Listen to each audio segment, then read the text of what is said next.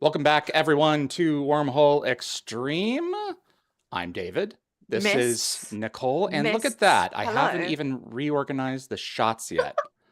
Nicole is David. Oh, she's not me. Hey. Who could possibly? Yeah, there you go. No one can be I'm you, editing David. it myself. Isn't this so professional? Doing this live, like everyone. I'm really sick and tired of saying this is how the sausage is made, but this is how the sausage is made. Yes, this is just a perfect start to our first stream of the new year. Yeah, and then now it's Yvie's turn. Yvie, push the screen out for David. Help him out. Harder, more up. Push up. Up. A little bit more. More hands. Push more up. hands. Push up more. Please push give up me the more. hands. Thank you. Okay, and now to your left. We need to bring it in a little. Yeah, to your left. To your left. Shove the left of the screen. My left? Yeah, pull it in. Push it. Pull. Or pull it. Pull. Oh. Okay, there we go. Okay, very good. Look at that. All right. Reel it in like a fish. Right, like a fish. Oh, well done, everybody. Brilliant. Hilarious. Team effort. That's it. Team effort. High five. That's it, guys. How was your new year? Oh, mine turned out to be kind of interesting, but it was my own fault, if that makes sense. So well, you can't leave it there. I was supposed to spend some time with my mum, because she was house sitting for my sister, looking after her dog, which is only 9 minutes down the road from me. Adam had plans with his mate, so I said I'll go spend some time with my mom. And on my way there, I had this sudden realization that I was supposed to do some training for work, and the cutoff time was midnight. Like modules? And I had to accumulate like professional development points, basically. Continuing education. Yeah, correct. And I hadn't accumulated enough points yet. I only had until midnight, and I wasn't quite sure what happened if I didn't accumulate them. So I ended up only spending like 3 hours with my mum, racing home, and then up until midnight, I was speed training. Great. Why didn't you just take a laptop? Yeah. We don't know you need to. I kind of needed to concentrate, and I wanted to give my mom my full attention. That's so very thoughtful. Isn't that thoughtful, Nicole? Kind of. She is so thoughtful. I had to leave her, which I felt really guilty for. But other than that, I had a good New Year's. I saw it in with insurance-based training, which isn't very exciting, but it had to be done. Nicole? So I don't really care about New Year's. The way I do New Year's, as you've seen before, is I play video games. I wave a little flag at midnight, and then I carry on playing video games. There's a meme for that. Yeah, I always whip it back up every time it comes around, but I actually don't have it on me right now. Like, I have to search for my stuff. I do. But yeah, except this year it wasn't gaming because Jeff was busy. I usually game with Jeff. Yeah, so that's usually me. Yeah, so my boyfriend was with his parents because they always do New Year's. My grandma was like watching TV, and then we like reunited at midnight. But I was actually watching the hockey show, the gay hockey show I really like. Okay. The whole time leading up to midnight. About 1 minute before I switched to BBC, we watched 5 minutes of fireworks, and then I switched right back and carry on. And that was my New Year's. But if Jeff was about, he was away with his family. If he was about, we would have been playing video games. And then at the 1 minute, we would have paused, gone. I would have gone, eat some grapes like the Spanish do, and that's it. So yeah, my New Year's was uneventful. And then Grapes my boyfriend decided, do a 12 grape countdown. But my boyfriend was in, because it was his parents. He wanted to like come home, so he got home at like 4 a.m. because he hadn't really had anything to drink. So he decided to come. So he woke me up at 4 a.m. and I'm like, whoa, So yeah. What about you, David? I had a fine New Year. Okay, so let's get into this. Yes. I was curious. I was on one of the forums on Facebook for Stargate fans. I think it's Stargate Fans United. And someone asked, why don't the Kinos dial back to Destiny after being locked out of why don't the Kinos dial home after they've been sent and found a planet uninhabitable after the seed ships had dropped it long time before when it was habitable and now it's not? Why don't they dial themselves home to save on the save one almost? Well, no, we're not going to them. Why don't they have the ability to dial Stargates and come back to Destiny? Yeah, it's like the MALP just self-dials and goes back home. That makes sense. It should do that. It should have a dialing computer inside of it. Why don't they do that? Yep. What do you think? Yeah, that should be a Ah, thing. I That like that I'm idea. surprised that's It not a means thing. also you're not losing equipment. Yeah, it feels wasteful, like in Atlantis, there goes that map, Look, here's the Yeah, thing. exactly. Look, ancients never wasted anything. They never left technology laying around.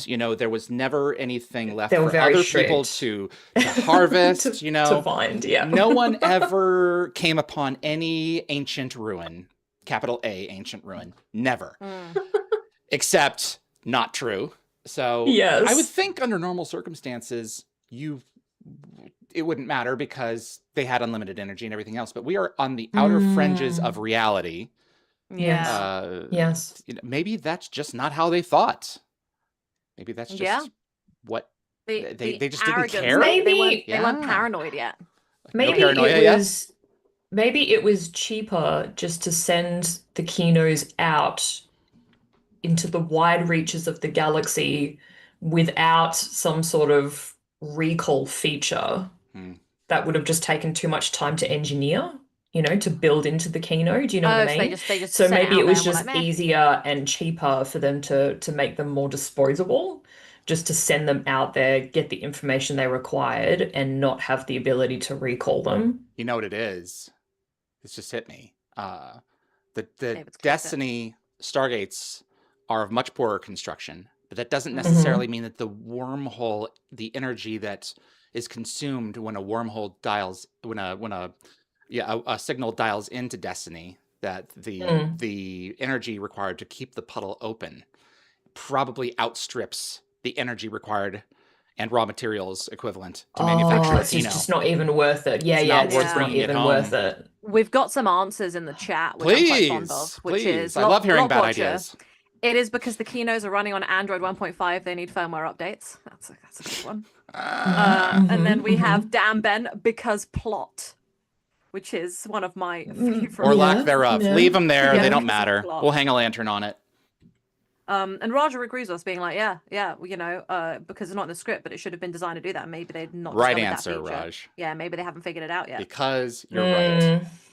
And then Dan Ben said, "Is like a puddle jumper can only dial." And hold on, I got an ad when I was watching that because it's showing live. Oh, wow. It's like a puddle jumper can only dial a Stargate if there's a DHD. It has no DHD. It can't do that. Yeah. Could the puddle jumpers be flown remotely? Does anyone remember? Yes, they were trying to Puddle do that. jumpers They were trying to remotely. do They were that trying to. at the beginning of season 2 of Atlantis when Oh, Shepard's going to go pull self-driving. off the At the end of the season race. 1. Yeah. It had to be manually yeah, flown. both. Yeah, had to be. But I'm sure they could Okay. be. They just didn't have time. Okay. Just and wasn't high up on the Mechanic list. D7562 said, I would say less advanced construction because they still survive millions of years of degradation. Yeah, they did pretty good. Pretty good. Wow. Yeah. Well, there you go. I would I say think we kind of answered our own question, and I feel like if you could Yeah. manually dial a gate, though, Kino, like in proximity, could just be like, "Hey, Stargate, do," Yeah. like that. Wait. What? How did we dial in in universe most of the time? They just use the thing, didn't they? What do you mean? Off-world? Yeah, when The they're Kino off-world. remote? Yeah. So they never had like DHDs anyway. So the DHD thing doesn't work. Yeah. Right. But the Kino remote, it implies that the Kino is incapable of doing it because it has a remote for it. Unless the Kino very also has the interesting. same technology inside of it. I think that probably the answer is energy consumption.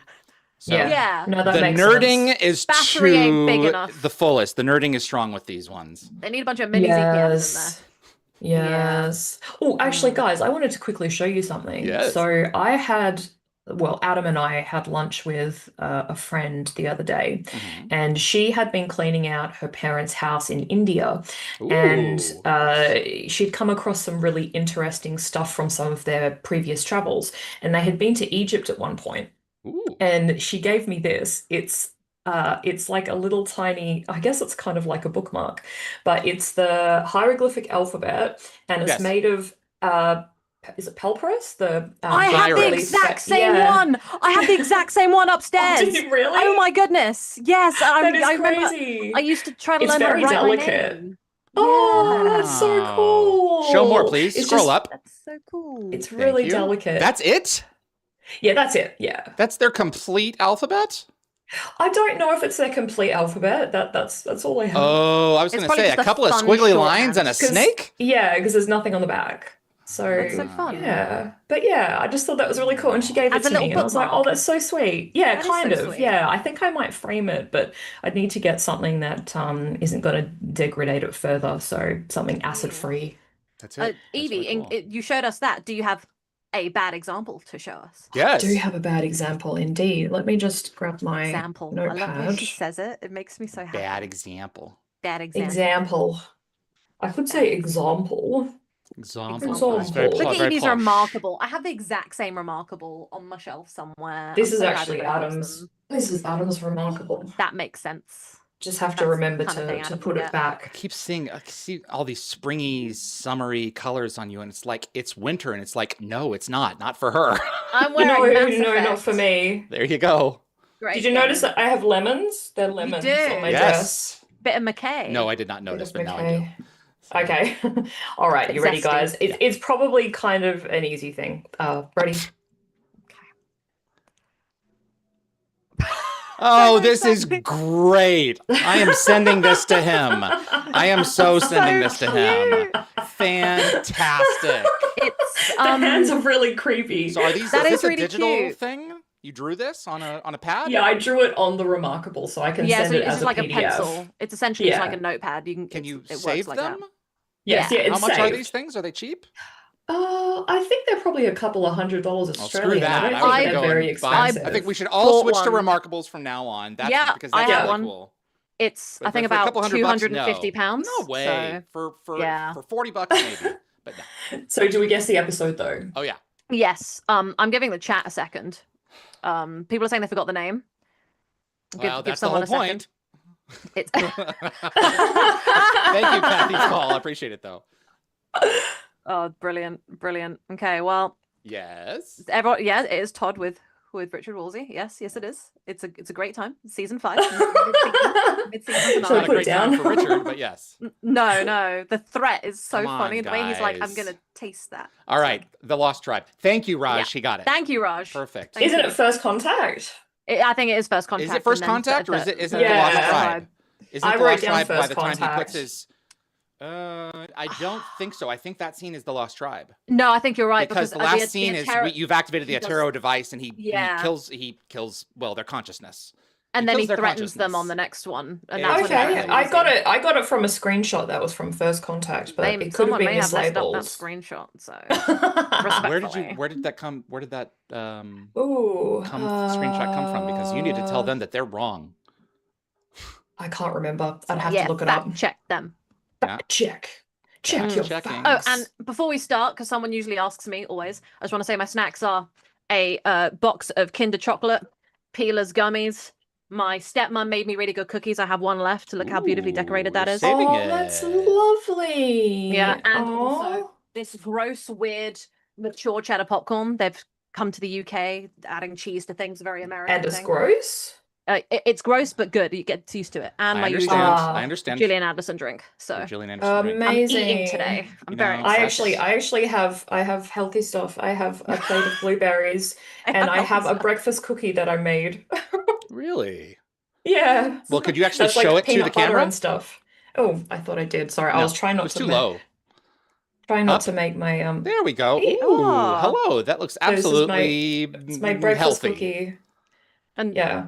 There you go. yeah, Yeah. I'm gonna just show you the decoration on my stepmom's one because she did such a good job. Look at that. Oh, that looks Ooh, amazing. She did that. I love watching Yeah. I love watching She videos did of people that. do that. Yeah. It's actually pretty easy. Not to say that she has no talent, but it's No, really no, no. easy. You do like little And they're dots in the delicious. wet Not to in say the that she wet has no icing. talent, but it took no time for her to do that. Just I so will you send know. her a clip of this. It's Just deceptive. being like, Katie, you have no talent according to Evie. No, Not to I say that didn't she say has no that. I talent, actually said But Yeah, I from know. this, it is not a good judge because anyone could do that. She might have talent though, but that It's remains very to be seen. clever, but yeah, it's deceptively easy. But yeah, it's No. very effective. There we go. She's making me more for my birthday. I was like, I demand cookies, so she's making me more. I have Aw. a chocolate fudge recipe that my mother has used since begin. We gotta stop talking about food. It's very good though. It's very delicious. So it requires 4.5 cups of sugar.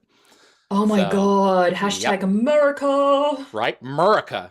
All right, guys. So this episode, we are. Whoa. Oh, goodness. Let's man, let David I am fix that for a firing on second all while cylinders I'll this year. talk to We are the going to chat watch today. we're going to watch a timer. Let me at least turn it on so that you guys can 2026 enjoy. There we going go. well. My gosh, I am out of Hashtag it. Look at this. 2026. So yes, please Glenn- go ahead and talk to the Glenn chat. UK said, "Do you think if given a season 6 of Atlantis, Todd would have been more involved and maybe even joined the expedition?" I think that's a bit of a stretch. I think that to some degree, you know, he was already kind of like with the expedition in his own twisted ways. But I don't So know. in Stargate Extinction, future Todd was definitely going to be involved with the expedition. So would he have been I love that a idea. team member? Why am I having this No. on the black screen while I work? Would he have been a team member? No, but he would have definitely been involved to stop current Todd because current Todd is evil and apparently future Todd was a badass. Yeah. So I love Todd. We also have Candy Mitch with all those snacks and one drink. Yeah, I know I need more drinks. And then Gecko Fett, I need to step up my snack game. You do. I'm nailing it. So I don't know what you guys are doing. all right. So we will, well, what we're doing is making up for David's stupid timing.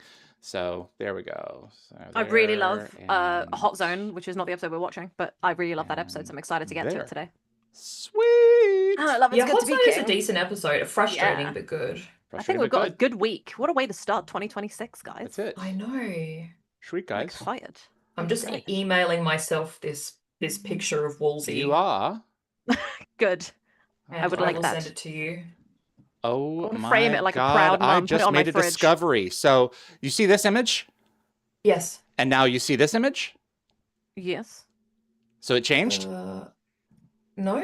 Exactly. That's my point. I solved a Hey! big problem. So I've had to make two versions of Yay! files because the color temperature was different in one with Photoshop files in Right. in OBS than the other. And now it's not, which means, Nicole, I don't have to make JPEGs anymore. Yeah. Unless it's actually being saved The onto end of JPEGs. YouTube. Yes, it took long enough. All right. Oh, that's exciting. You guys ready to rock and roll? Yes. I'm let's go. It's excited. good to be Mayborn's king. last Let's see Mayborn's last episode. I need to. Oh, someone called Paul Brickler. Have you been here before, Paul? Said, "Hey, just got done with my Lotor live. Now this pops up." Yes, hello, welcome. We're watching. Hi, It's good to be Paul, king. Welcome.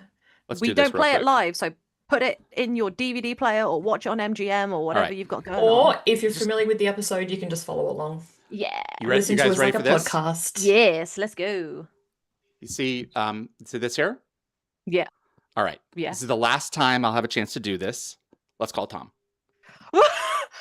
What? He won't hear you. We're gonna start the episode. No, we're doing this. Let him know that he's on live. Like, give him some Of fair course. warning. Who do you think I am? David Reed?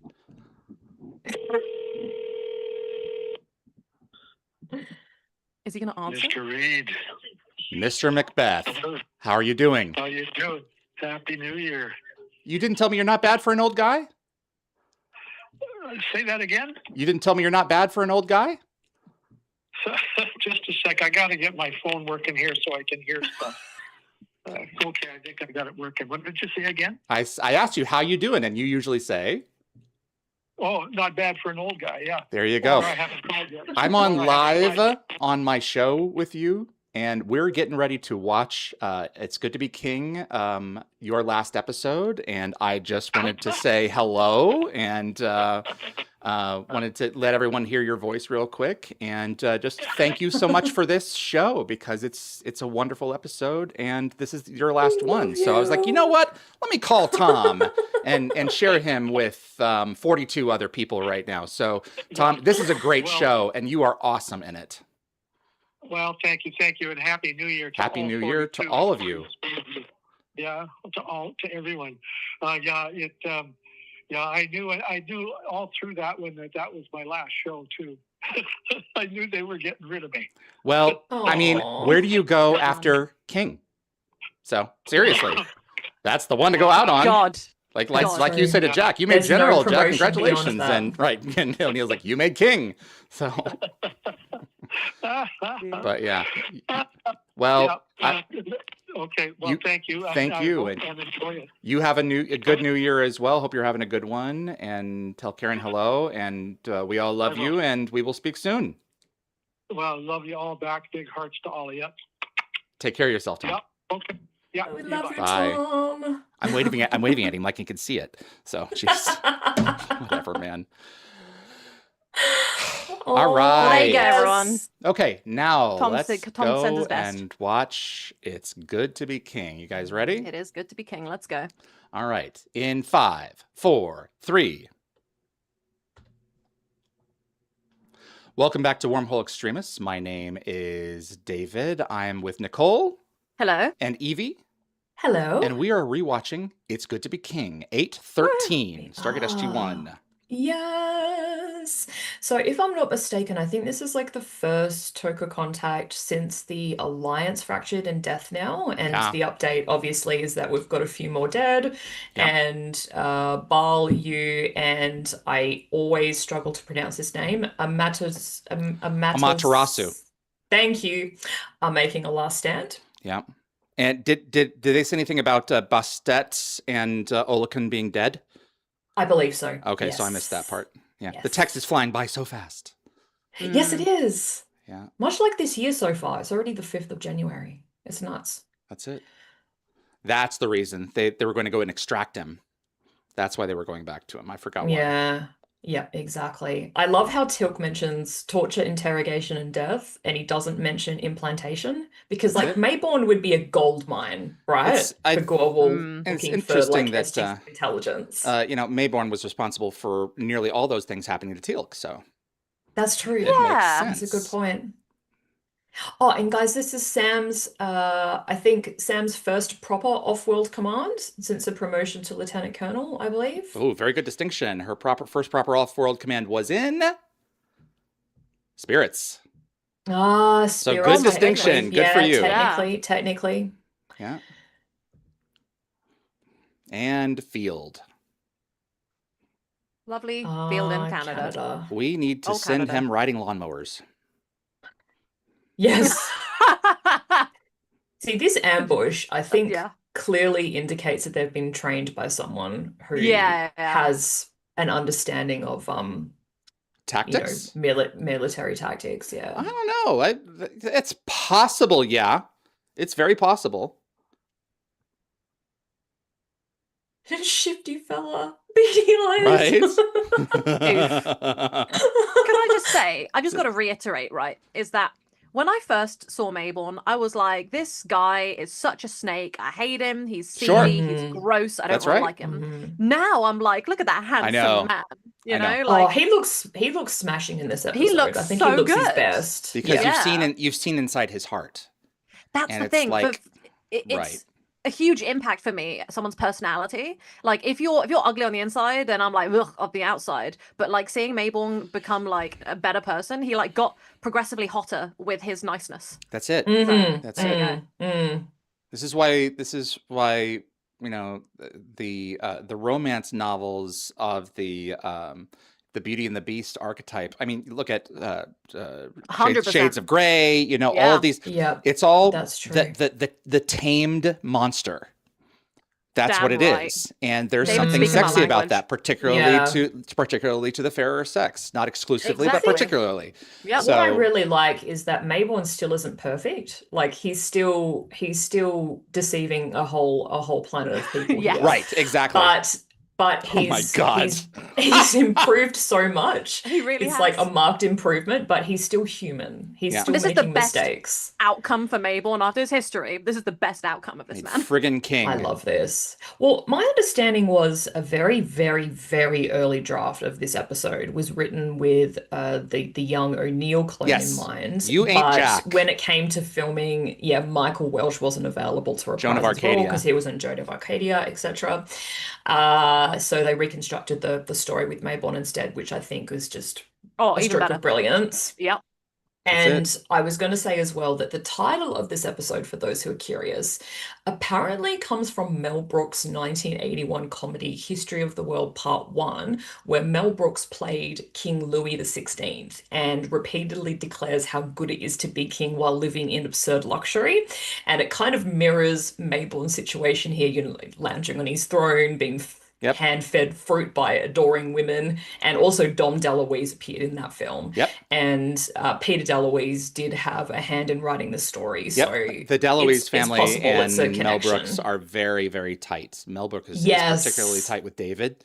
But Peter still knows him as Yes. well. And what is he, 99, 100 now? You know, and working on the next he's Spaceballs? pushing 100. Yeah, he's pushing So 100. I'm sure they shot all of his scenes first, just in case. Yes. So we were with Tom up in Vancouver last month shooting some stuff for Dial the Gate, and he made it very clear to tell us, look, the whole wives thing, that was not his idea. That was a cultural... That was something that was just culturally done there, and you know that was not his point. But obviously he had no problem. Oh, I appreciate that. That makes him I an even love better that man. I'm even more distinction. attracted to him. That's it. Oh. Did you see the look on his face with like General O'Neill? He's like that like really Jack General? Like it's He not just the look doesn't see that it. he doesn't have it in Yeah. him. It's like he doesn't seeing it realistically. So But I love that he looks good in specifically this. asked about Look at Jack. this outfit. That's right. Yeah, for sure. Look at how good he looks in this. Well, Right?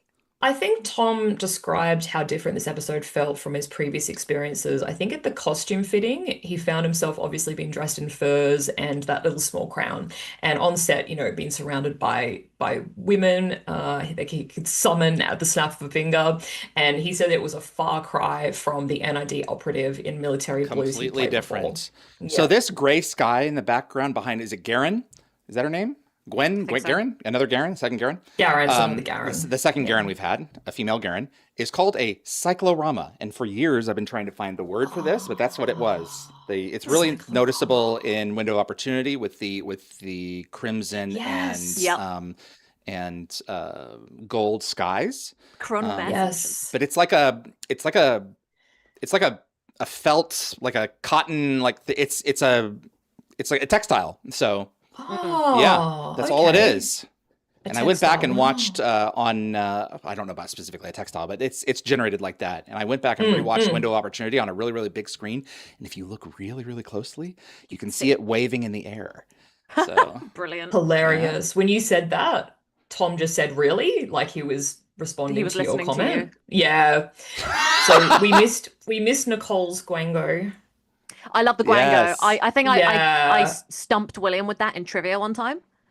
The Gwango yes, the question. Gwango. really? That's it. Yeah, he didn't remember Oh. there was a guava and a mango. Guava and a He didn't know mango. it was Gwango. Oh, it's actually a sugar apple, which is called a sweet sop or a custard apple in Australia. When you say wanna try actually, that. what do you mean? They didn't actually use a guava or okay, because No, yes, they it's a combined sugar it. apple in Fruit. real Oh life. wow, Yeah. okay. Hmm. I love how your national flower is something akin to a toilet brush in appearance. It is The Australian absolutely one? purely Australia. Like it is, you Oh, can't get yes, that anywhere else. absolutely. Yeah. That's the Banksia, isn't it? The Banksia, I'm pretty that's it. sure. You Yeah, can I only have get a- it in the States in the cleaning department. Yep, absolutely. Yeah, so it's actually Paul- a beautiful, weird looking flower. Anyway, Paul Brickler in the chat said, "Do we skip the intro or keep watching as normal?" We keep watching as normal. We never skip the intro. We never skip the intros, guys. Come on. yeah, Oh, you're always new. watching. Welcome, Paul. Yeah, Welcome, this Paul. is his We never second skip the time intro. here apparently, which There we is really go. nice. So I Ancient think I remember Pillars. the name. Yeah. Yes, I think I've seen them before. So what's going on here? a bit of ancient. A bit. So the pillars. Yeah. The pillars. Man, Michael, Daniel has gotten down to reading ancient. He can do Doesn't it in a even need his heartbeat now. notebook. Yeah. It's really impressive and very hot. Yeah, I just very hot. rewatched Love a part man of who Window of can read Opportunity last ancient. night, and I think Hammond asked him, "Can you read what it says?" And in Window of Opportunity, Daniel's like, "No, I don't even know what it sounds like." Yeah. Boy, how far we have come. Damn right.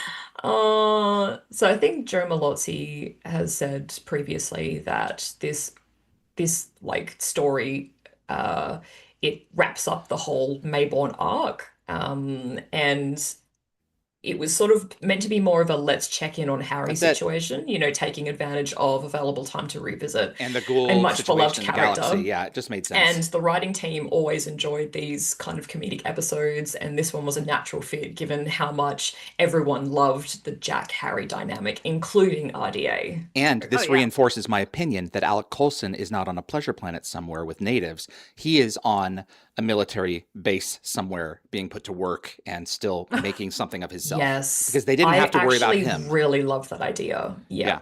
He would not have wanted that. He would have gone crazy and would have drowned in his sorrows with his family and everything. And Brian, his business partner and best friend. So Alec Coulson is still out there. Damn right. Also, we've got Wayne Brady in this episode, who I love. I thought you were about to say in the chat. Too. Yeah, that's what I was thinking for a second. Also, we've got Wayne Brady in this episode. Yeah, in the episode, not the chat. Can you imagine if we had Wayne Brady in the chat? It'd be crazy. Yeah, bring everything to a grinding halt. Send him the link. We're putting this on. Yeah, I absolutely adore him. I remember watching Whose Line Is It Anyway so much growing up. Yes, I've seen quite a bit of that too.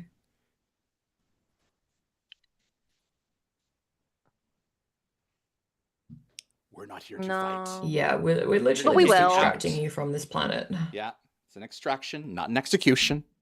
Mm-hmm. Oh, Vala. Oh, Vala. Hey, there you go. If it's a Vala quote, I know it. You know, that's how I rock. Okay, so if you look behind Carter when she's standing still in a second, there's actually a replica of King Arthur's helmet from Monty Python and the Holy Grail. Of course. Just there over her shoulder. There is!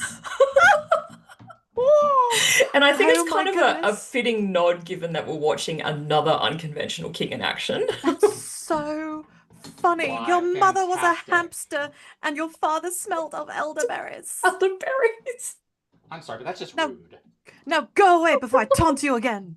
I'll taunt you another time. That's what he said. I've never watch seen that it again. Oh, David, it's silly. It's sort silly. I'm yourself not sure whether out. you'd like I it. watched The Holy Grail one time, and once was enough. It's one of my favorite movies. I rewatch it. I watched it with a watched it group a of few 10 times as a kid. people once, and this was about 7 or 8 years ago. And at one point in the film, I don't really like make big pronouncements in movies at all, but there was this one scene where they were doing some kind of verbal joust in going round and round and round, and there was an exit in the conversation where they didn't have to keep doing it, and they went back into it deliberately for the sake of laughs. And I literally said to the room, "Get the F on with it." And that's a line from the film. Get on with it. I don't think it's your humor. Well, I mean, I actually enjoyed a lot of it, but there were a couple. It's like, okay, it's very silly. Tighten it up a little, you know? Yeah, don't it's keep very on silly. going around and around. You're killing it. So, but it was largely. I'm really glad I watched it. The humor of the time, for sure. They wouldn't do that much kind of stuff now. So. Yes. Yeah. Chat, please let me know if there's anything herky-jerky in the next several minutes, because I'm going to be ripping a movie in the background. So okay. I got bigger hard drives now, and I'm burning larger digital copies of the shows. And let's just say there's a lot to go through. So if you see any distortions in the video file, please let me know, and I will stop. Until then, rip baby rip. And this is so my question is, I don't know if this is a goof or not, but the branches covering the jumper are nice and fresh and green. Yep. Like, is it a goof, or is it evidence that Janice parked it here more recently in the timeline? Given, that'd be crazy. The prophecy was written, centuries ago, but it is Yvie, around time travel. Are you implying that because the leaves are not dead that are on the windshield of the jumper, that it's been parked there recently? Yvie, that is like an English degree level analysis, and I love it so much. Number one, dead leaves fell into the back of the hatch just now. And number two, did you not know that puddle jumpers have healing abilities to plant life? They're healing foliage. They're healing foliage. Another rare so what I love is that piece of information about the ancients. That's a little bit of a goof, but Evie's just gone, actually, this is evidence that Janice is still about. And it's like, about it the other day, and I was just like, why would it be fresh? It could be this. He's there right now watching from another puddle jumper. I would love that. So why would he be there in another one? Maybe he had to iterate time a few times to get it right. Yeah, maybe. That is bananas. You know what, guys? I have actually never ever thought about that until right now. I'm not even kidding. That's what happens when you watch these with different people. That's it. You just get have a good time. Blow my mind. Oh my gosh, we had a good time. It's so special. I'm so sad that we don't get to see him now, but we're going to see him in a few episodes, which is so exciting. Janice? Yeah. Yeah. That's who I should have. We should have Gilbert Jackson on just for the He heck is of it. You know what? We should write him and wonderful. ask him if he wants to do Before I Sleep with us. That would be fun. That would be really cool. One way or another, I do want to sit down with him and get his commentary. Yeah. So I went back through. I thought I had a bunch of commentaries with Catherine Powers. We only got Emancipation, but then bookmark or comma, we at least got Emancipation. So Whoa, yeah. I'm saving all these for the future. I don't know how they're going to be used or when they're going to be used, but it's one of the things now that I'm more in a production role, I'm going to be spending more of my time on. Well, my gosh. This is so cute. And they're serenading him. Favorite guy. Apparently, it's a medieval cover of the MacGyver theme song. Seriously? Yeah, I think it's the start of it. I tried listening to it and comparing, but I couldn't quite pin it down. But apparently, that's what it's supposed to be. Can anyone else in the chat confirm this? You've got a time code on the Yeah. screen, guys. Go rewind and ask and tell us. Yeah. And this is Jack's first off-world trip since his promotion. So he's been stuck behind a desk for about 4 months. Poor guy. Wow. Take 5, guys. I taught him that. Yes. We're not there yet. We're not there yet. Oh. So cute. So cute. So some fans noted that Sam's leadership role fades into the background once Jack arrives on the planet. I'm She not gonna goes back lie. to fixing technology Yeah. while he takes charge. Yeah. Everyone does what they're good at.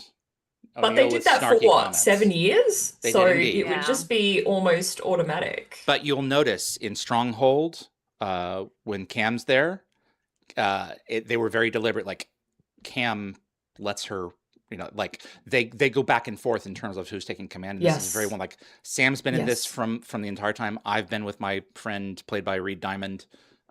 It's Sam's mission, and he just falls into line with it. That's the only thing that makes Mhm. me sad about Stargate, though, is the fact that I feel like, what Evie said, every time Sam gets a command, there's always something that undermines it, or like she has to kind of push herself Yeah. out of the way.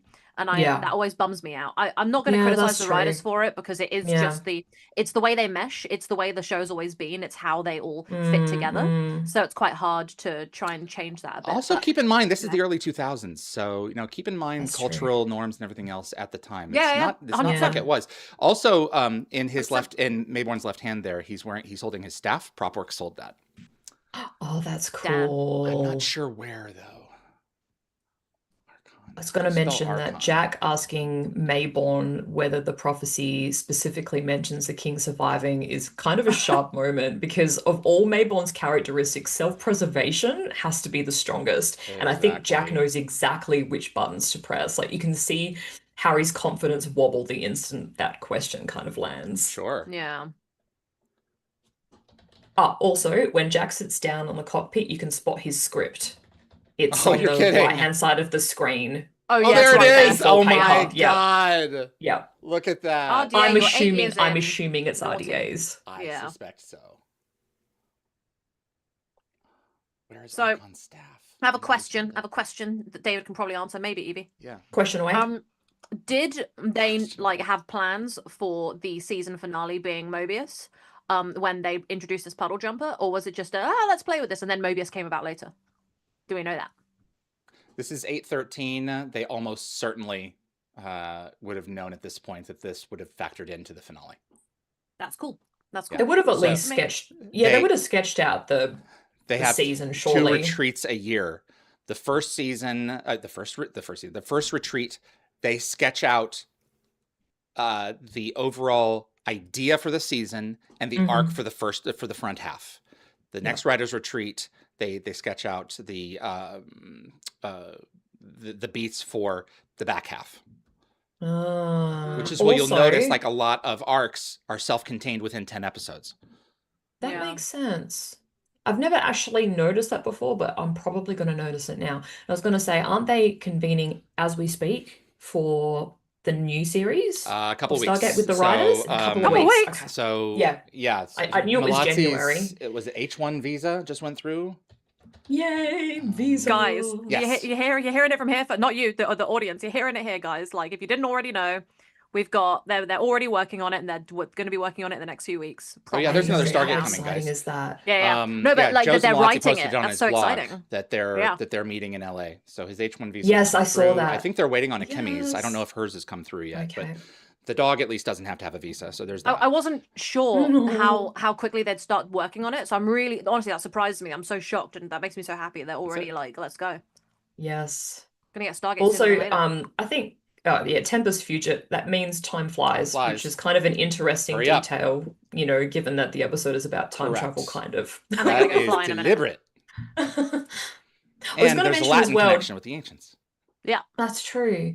So Jack struggling with the jumper more than Shepard in Rising kind of suggests that Shepard's gene expression might be stronger. It's entirely possible, yeah. Yeah. I always thought it was interesting that O'Neill happened to be 1 in a million who could run it. I always thought that he got it somehow with interacting with all the technology. That's kind of It what I can was be- thinking. Did he 1 in a get it million? with That's the... awfully rare. I mean, if you want to look Yeah. for implied existence of God, that's pretty close, man. I'm So- not gonna lie, guys. I do feel like the ancient gene is kind of like a bit of a cop out or something. Like it felt a bit cheap to me. I was never a fan of it. I loved it because it was so opposite to his character. Like he doesn't want to be technologically He's actually minded, but then extremely he has intelligent, this and has he's this- putting it Yeah. on a facade. Like absolutely, Shepard but then tends he to do a has lot of the this time. then he has this like special gene, you know, and I Uh-huh. just thought it Yeah, kind of worked yeah. against his personality, but It's yeah, all of I the liked it as a hockey detail. and curling growing up. It's brain damage. I mean, the knees, you know, that's RDA. You know, he You mean it's actually Kozov's? has. That's right. Well, Thank you. legs. That's legs. No, Yeah. no, but you know what? Bender's legs. That's what the Bender's in these, so good enough. Shut up, David. I'm close. I'll be right back, guys. David will be right back. Yeah, I don't know. I've just never liked the ancient gene. It's not really been for me. It felt kind of weird. Like it's, I don't know. It felt like they were just handing out the Force to everyone. Mm. You know, it's just how it felt for me. Oh yeah, Nicole. Oh, no, I know exactly what you're gonna say. The thigh touch. Nicole, The thigh touch. sidearm? The thigh touch. Oh my The sidearm. god, I'm on record as not being a gun person, but I need a moment when this Yeah. happens, when she grabs his sidearm. Oh my I was going to gosh. mention it 20 minutes ago, and I was like, "Nah, Evie's going to bring it up when it comes up." Sorry, guys. The Sam Jack shipper moment has like entered the chat. It's so. Oh, Touch I his just. thigh. I want to Touch say his sexy, thigh.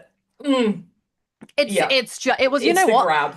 The It grab. wasn't necessary. I don't know whose idea that was, but whoever went, "Hey, you know what? Sam should take his sidearm out of his." She does it his, so you know, off his leg." seamlessly, and I'm Right? imagining that she didn't have her own weapons on her because she was fiddling with technology inside the puddle jumper, like she didn't need Yeah, it. But Gets in the way. it's just, yeah. Oh, I loved it so much. I may have rewatched that scene several times yesterday. Oh, I used to pause it. I still pause it now. If I'm Evie. I watched Point of View the other day, and I think I paused it like 1,000 times. I kept pausing it to stare at it and be Oh. like, "What a magical moment!" And then carried on. Oh, and see, paused you it and I again. right now are doing that Chandler thing where we're like pointing back and forth. Yeah, yeah. Honestly, yeah. King Archon. To be fair, right? Mm. I feel like their weapons are more dangerous. You know, like you get shot with an arrow, pull that Mm. out, snap it off. You know, bit of bleeding, bullets.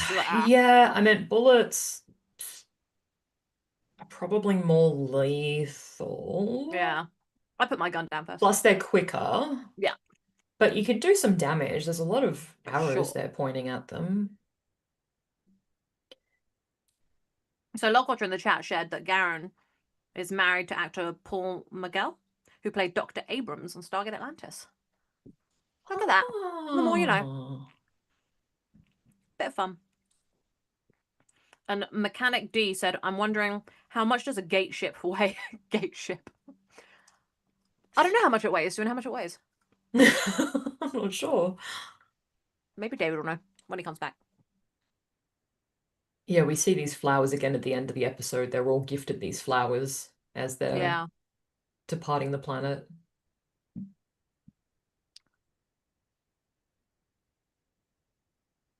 Yeah, so this scene here, I think this is the scene that Joe Malozzi said that he loved because it's noting that not all villains are destined for the gutter. Like he characterized Mayborn as starting out as a villain, but evolving into one of the more colorful sort of agents of chaos in Stargate. And he was SG-1's version of a wildcard character. Absolutely. Mm-hmm. I never ever thought after, because I didn't see him in season 2 and 3. because I didn't have those growing up. I only had, as you know, I had season Yes. 1, some of A 4, no, speckling some of of 1, seasons. Yep. 4, 5, and then 8, and then I kind of went around a lot. So I saw Mayborn in Enigma my first time. Never saw like Bane or the other ones, you know, like Holiday and not Holiday. What is it? What is it? The windy one, Storm one. What's that one called? Touchstone. Ah. Yeah, I never saw that, and I never saw Shades of Grey, so I didn't really Yes. know what was going on when I saw him again in season 4, and they were being Yes. like buddy, and then suddenly, you know, I'm watching season 8, and I'm like, what the hell? Same Like, thing what happened to happened to me this the first guy? time I watched Shades of Grey, and I saw the previously ons with Touchstone. I'm like, I've not watched this. This was all news to me. So, Yeah. so that episode, Shades of Grey, was still really amazing. So, Yeah, it was the super interesting, guy, the growth. the guy in the crowd with the brown cap on and the brown vest, there on the left, who's looking around like aimlessly. Isn't that the guy who was healed by the prior in season 9? In season healed by 9? Vala first, and then Prior later. Yeah. He's got the same bewildered look on his face. I think that's him. Was he Prior first? It is him. 100% it's him. I think you're right. Okay, I actually love Mayborn describing the prophecy as having a murky clarity. I think it would also make a really excellent band name, and honestly, I think it's how we describe most of our bad example drawings, having a murky clarity. Yeah. It's completely, crystal clearly indecipherable. Exactly. I actually love this scene. I really love this. Is my favorite scene from the episode. It's a very good scene. And Mayborn he descends the stairs. I think he takes another step down, or he might have already done that. Yeah. And I think he's still sort of slightly above his people, but like much closer in proximity. Whereas SG-1 stays planted at the top of the stairs looking down on Mayborn. Yeah. So, you know, make of that what you will. This is, I'm sure, deliberate by Tom, higher. where he's, perhaps, but he's diminishing himself by getting lower and lower to his people as he talks with them. So it was a good way to kind of like be on level with them. That's it. Well, and I'm thrilled that Garen's the one who says, look, our aqueducts, our technology, this and that, who designed that? You got this from the wall? And he said, no, those were from me. And she says, our legal code, she says, and it's like, no, it's from me. It's like, you've done good things for us. We don't have mayors. We don't have presidents. We have kings. You know? Still need a leader. And you still need a leader. Yeah. This is kind of what I love about like the world. Like I feel like Stargate, the big life lesson it taught me is that, you know, you could be around people who you think are like bad people or not very good people, and then they might turn around and surprise you and like make improvements or actually be full of good, but they've just had a bit of bad in their lives. And like Mayborn is such like an important character to like my own personal growth, because it helped me look at the world in a more positive way. So what a guy. Good and bad. You got to be really careful with that. Exactly. There is gray. They're all mostly. I mean, there are a couple of absolutes, but they're very few. I mean, and we are our lives. Yeah. This is a great scene. Irrigation system. That's what it is. Like, it's only like, you know, people aren't necessarily bad, but like in my view of the world, like certain people are not good people.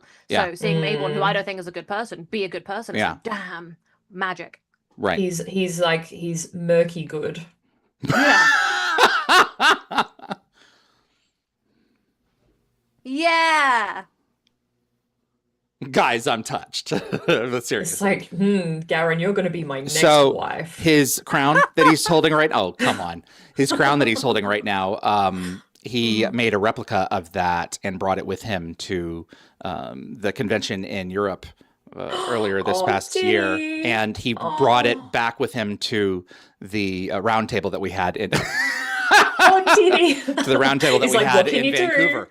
And they love me. It was a great copy. So, like, did he make it himself, or did he made it himself? Oh, what a cutie. I love that. He sure did. And he used like little gold candy wrappers for all of the medallions, and you know, I love that. I'll show some footage of it afterwards if someone reminds me. That's very ingenious. It is most ingenious. David, can you answer a question for the chat? I don't know if you can, but I'm going to ask. So the chat asked, how much do you think a puddle jumper weighs? And I went, I think that's a David question. Oh, so, do you know how much? Darren It'd be best to ask the guys that were traveling around with their oh no, that was the Stargate, wasn't it? Not Puddle Jumper. No, the puddle jumper location jumper was in two pieces. Let me send the message to Bridget McGuire right now. I love that. But if they was gonna message traveled me with full it, set. it would have to have been weighed for transport, so they might know. Yeah. Oh, Wayne, I love Wayne. I'm so He's got such a excited. presence. So He's I so was wonderful. actually watching a really old episode of Wayne's talk show, and he had RDA promoting season 7 on the talk show, and Wayne was just so enamored by RDA, and I'm wondering if that's where Well, wasn't he a like fan his anyway? He was a appearance on this Stargate fan. episode came from. Yep. I think Wayne may have done his for free. I know that he did not make them pay nearly what he should have been paid, if any. Oh, okay. At He this just wanted to be on the point, show. he wanted to be on the show. At this point, That's great. Stargate was in, and it was really hit home in season 9, especially with Beau Bridges and with Lou Gossett Jr. and the likes of these folks. I can't speak to Beau or Lou specifically, but I have a general idea. These folks slashed their rates left and right because their families, their children, their grandchildren loved the show. And that's That how makes you sense. got... Oh, look, there's a Stargate on that banner. I didn't even notice that. That's Oh, how yeah. you got the Over likes his shoulder. of Mel Harris, because her son Byron loved the show. They watched it Yes. together as a family. And so Yes. it was a part of their lives. And the same reason that Emma Thompson went and did Harry Potter, because it meant something to her family and to her children. And it was important to all of them. Oh, there we go. The subtlety of these hoods, of what that they're wearing. They're Oh, ridiculous. absolutely. I know, it's really silly. I love how the So- Jaffa tolerate that. They'd be like, take them off now. Everyone So- have your hoods off. I want to see your eyes. So Joe Malozzi shared a fun memory of going down to wardrobe to welcome Wayne to set, but Wayne was so focused on how cool he looked in his Jafar uniform that he was completely tuned out. And I think Wayne was doing like a comedy show in Vancouver at the same time and offered tickets to the crew, and Joe remembered him being really nice. I love that. I'm a little disappointed Mayborn didn't offer to stand in her place. The weather. Amazing. Amazing. Kathy's has gone for dinner. Goodbye, Kathy. Also, we missed Mayborn's greeting of he was quoting "God rest ye merry gentlemen." Comfort Christmas and Carol. joy. Comfort and joy. Oh, Comfort and joy. Randall Wong said that the powder jumper would probably not be made of like our human material, obviously. No. So, So like, it would be take heavier our than measurement that. and then some. Oh, that's what I was going to do. Yeah. Yeah, these costumes of Daniel and Tilk is like Subtle. bare absolute bare minimum effort. Yep. Like they've just put the cloaks on over their uniforms. You know what my dad likes to tell us? Just gotta buy it. That's it. Just gotta buy it.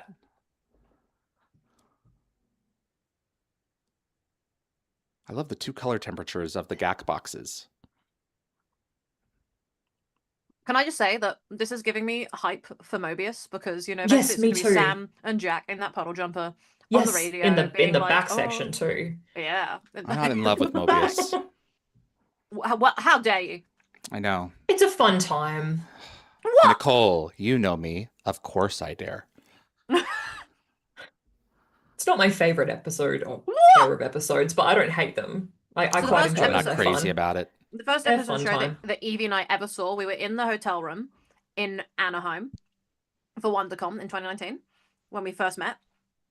And we went up to my hotel room and put on Mobius Part 1 and 2 on my laptop. And we watched it in my that bed. was our farewell. Ah. Yeah. Because I think we were leaving the following day. Yeah. But it was magical. And then when you were here, we watched Divide and Conquer.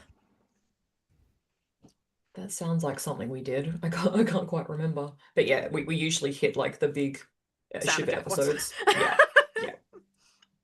He does look magnificent in this suit. They both look Wayne Brady in this case. tasty. Yeah.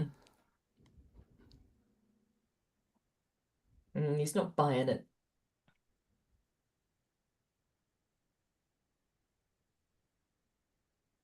The way that he's trying to manipulate him, like that Gould talk.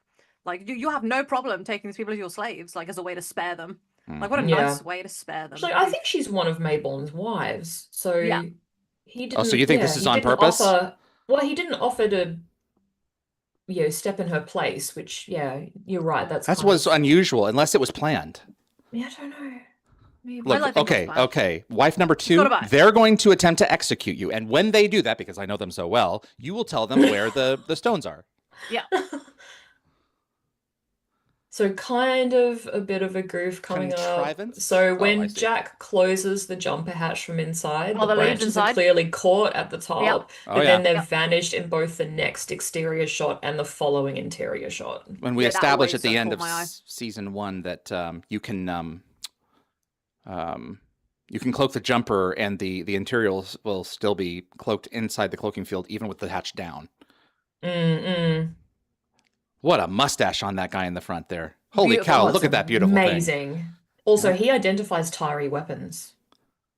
He sure does. Kind of suggests that he's come across them before. And I love how Mayborn's like, what's a Tari? That's you, bro. It's a console.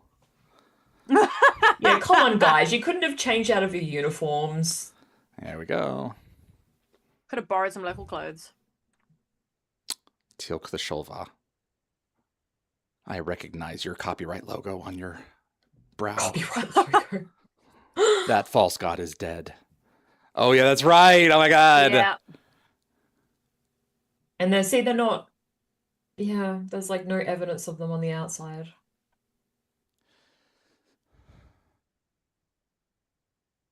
I don't know about that.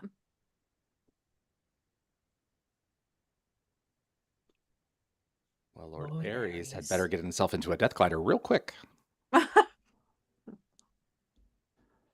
Cut to stock footage from... Can you name it? Oh, crap. What planet is that? Sounds like more of a Nicole question. Oh, crap. What's the name of the planet? David, shut up. You got this, boo. No, don't. Vorash. I thought it might be. Is that from the end season 4 finale? Oh, Vorash. Damn, I'm good. Of course. I'm good. Oh boy, I know this.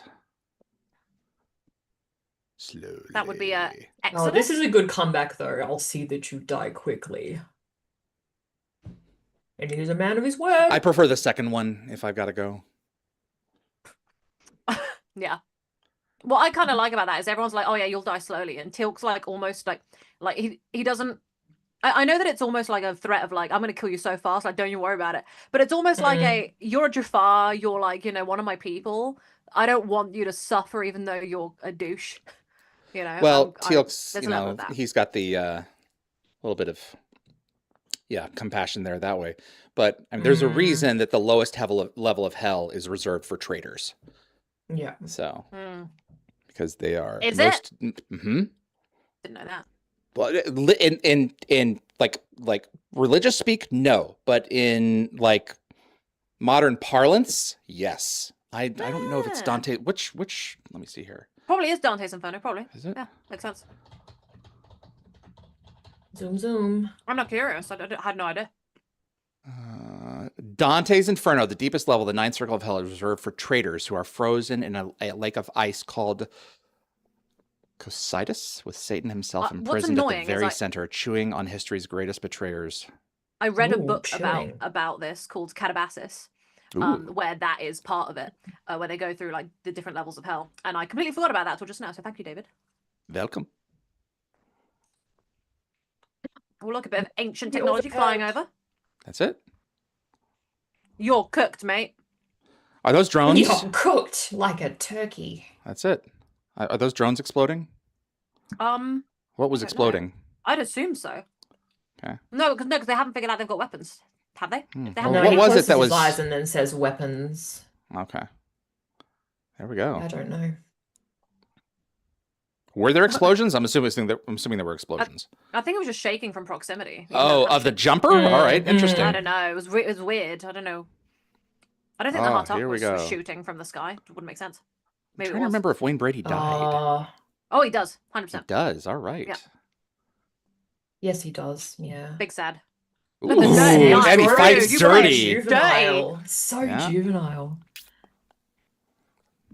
Love it. Goodness. Yes. Yes, with the jug. With the jug. He's trying. He is. He's a bit of a dirty fighter himself. It's You're the using least he sand, I'm could going to use a do. jug. It's the least he could do At after, least you know, he's he tried He's to take trying. Teal'c away. This is true. He is trying, yeah. There we go. I mean, he Come has on, the chance for Harry. another whack, but he doesn't. I think- Teal'c's got this. Do you think maybe like does he know that Teal'c needs to Yeah. like fight this battle on his own? I don't know. I think he just knows Teal'c's got this. Also, some people have said that Garen recocks her crossbow too easily. Like it would to need enough power to take down a Jafar, they'd realistically need like a stirrup or a lever device to draw. But I don't know much about crossbows. Right in the symbiote. Ooh. Squishy. There we go. Nice. Oof. That's a good It was a death. good fall. Yeah. It was a good fall. Yeah. Anyway. Yeah, he was standing, but he was standing at the ready.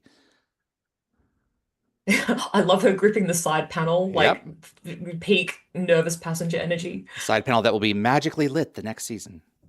Yeah. We've got a puddle jumper and a gold mothership. What the heck? And I don't think this has any it's not cloaked, not cloaked, it has no shields. Like I don't think he's activated shields. So it's pretty impressive that a small ancient shuttle with no shields can destroy an entire Goa'uld mothership. Bit of dodge. Yeah, I mean, you could say that it demonstrates just how advanced ancient technology is compared to anything that the system lords have. I'm sorry, 2 drones, Right? got a mothership. Yeah. I mean, There were come vital on. systems. If you're going to magically deplete the puddle jumper, magically deplete it after 5 or 6 rounds. Yeah.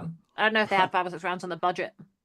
So I'm assuming that Shoot Ares him off was screen. aboard. Thank you, So David. Ares is also Oh yeah, dead. he's gone. Because It is that's implied. I really enjoyed that another laugh. system Thank lord you. to add to the list. And apparently that's the 65th Hatak destroyed since the SGC began. That we've And I seen or think that we've Look heard? at Ares, us. I Wow. don't know. I think it's just in 65. total. Let's Yeah, do it. and Ares becomes the 13th Goa'uld killed by SG-1. Wow. We did kind of blow up a lot in Exodus, didn't we? We did. Yeah. Oh, and a bunch of Oh. blew up in the minefield too. In Serpent's Wives, Venom. just go, just Yeah, go. a lot of them. Don't a lot focus on died the in- wives. Right there, you go. Season 4, Yeah. we did a lot of damage to the Hartugs.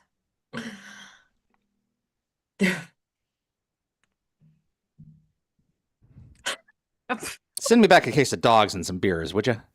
Nah, don't forget. Don't worry about the beers. Ours is much better. So I believe that this episode was nominated for 3 Leo Awards: Best Cinematography, Best Costume Design, and Best Supporting Performance for Tom. And the flowers. There we go. And the flowers, yeah. Ah, what a good show. Yeah. It's a nice time. I would like to revisit this planet and see Sure. what King Arkong has It's a been up nice to. planet. It's one of the Like- nicer ones you can go to. Those ruins had prophecies stretching into the future, so surely there's more written on those walls that we haven't seen yet. From Yeah. a story perspective, I don't need to see Mayborn again. No, I just wanna go on a great way We to holiday. leave don't him on. need to. We But Maybe from he a want needs to. another Tom wife. perspective, like I want to see him again. So maybe Mhm. give him a new character. You know, do something. But he's so recognizable. Yeah. Yeah. That's the thing. Yeah. It's just tricky. Mm. Thanks for watching. It's good to be king. All right. That was sure they all could find kinds of fun. Yeah, I I'm sure they enjoyed could find a way that. for him to come back. I'd like that. Yeah. Yeah. It wouldn't have to be a major plot point. It would just have to be just a visit. little, yeah, Give us a wee exactly. visit. Just to Just come check back in. for some, Just like, to check I don't in. know, toothpaste or something, because I'm sure there's no, like, toothpaste off well. I'm sure you missed it. Oh stuff like that. yeah. I mean, he seems to be okay living that sort of medieval kind of lifestyle, but you'd need some toothpaste. I will I never would have forget. to brush the twofers. I'm sorry. I would have to. I will you'd need never toothpaste ever for sure. forget when They'd I have was very watching poor dental Battlestar. care. That's I it. was wondering, when are they going to, like, run out of toothpaste or anything? Because people be brushing their teeth all the time on Battlestar. And then I remember Yes. in season 4, just after the mid-season Starbuck is like, okay, so here I have the last tube of Tauron toothpaste in the universe. Known in the universe. Yeah. That is not radioactive. And they have it there, like ready to go, being like, okay, whoever wins this is going to win the last tube of toothpaste. And I was like, that's awesome. I'm glad they finally like addressed the toothpaste. Addressed thing. it, yeah. But, yeah. Anyway, who's going first? I love this show. It's so well rounded in its simplicity, in its desire to make a tip of the hat for a great loved pair of characters. I wish it had a little bit more of O'Neill in it, but it makes sense because the last time that we had them together, we really had them together in a situation. So it all just works out for me. This is a 6. Oh, okay. I'll just jump straight in there. I was also going to give it a 6 because I liked the story as well. I really liked. I love Mayborn, and I'm sad that it's his last episode, but I think he had almost a perfect character arc, and I think this was a really great send-off for him. I don't think I would have been satisfied if he'd just left with Paradise Lost. I think there was still more to flesh out, and I'm really glad that they did this because it shows character growth, but he's also just a little bit the same. It was just brilliant with the wives. It was great to see Jack off world because I think this would be technically the last time we see him off world because you wouldn't really count Mobius, would you? Because that's a different timeline. Yeah, it was great to see him kind of heading the team again, although I did sort of feel a little bit sad for Sam taking a step back, but she was working with the puddle jumper, which is, an important piece of technology. Yeah, so I think and Wayne Brady. Love Wayne Brady. Wayne Brady is amazing in my books. I've seen so many episodes of Whose Line Is It Anyway, and he's definitely one of my favorite cast members. Just his ability to deliver a line. So funny. Yeah, he's amazing, and I'm so glad that they included him. For sure. It took me a long time to realize that like that was the crossover that's happening. I was like, it's just an actor who just looks a lot like him, and it wasn't until I got really deep into like Whose Line Is It Anyway again after a few years that I went, oh my god, he was in Stargate, and it was like, it took me a while to connect the dots because they're just such separate entities in my head. So whenever a crossover happens, my brain kind of short circuits. Well, I think I knew him from Whose Line Is It Anyway before I saw Stargate. I only vaguely knew him from the Wayne Brady show. He was not a known. He was not like a known quantity for me when I watched this. I've only seen Whose Line Is It Anyway just a few times, so he's not specifically a highlight for me. So I have to keep on reminding myself. Oh yeah, Wayne Brady is Wayne Brady. So yeah. Yep. He was also in How I Met Your Mother. He had a really great storyline on there. Never he played Neil Patrick Harris's brother, who's like adopted. His brother, yes. Oh, okay. Oh, it's been a while since I've seen that, and I've blocked out a lot of the later seasons. He has such a wow, really? Like I think in the show he has like a boyfriend or a husband, and they have a baby, and that I think he has a husband. Yes, you're right. And it impacts Barney's storyline and like how that goes. Oh my god, twisty. It was very nice.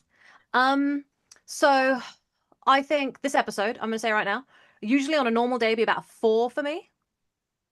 But Stargate's always better with friends, guys. So I've thoroughly enjoyed this episode. I think I'm going to give it a 5 overall because you guys said it's a good time.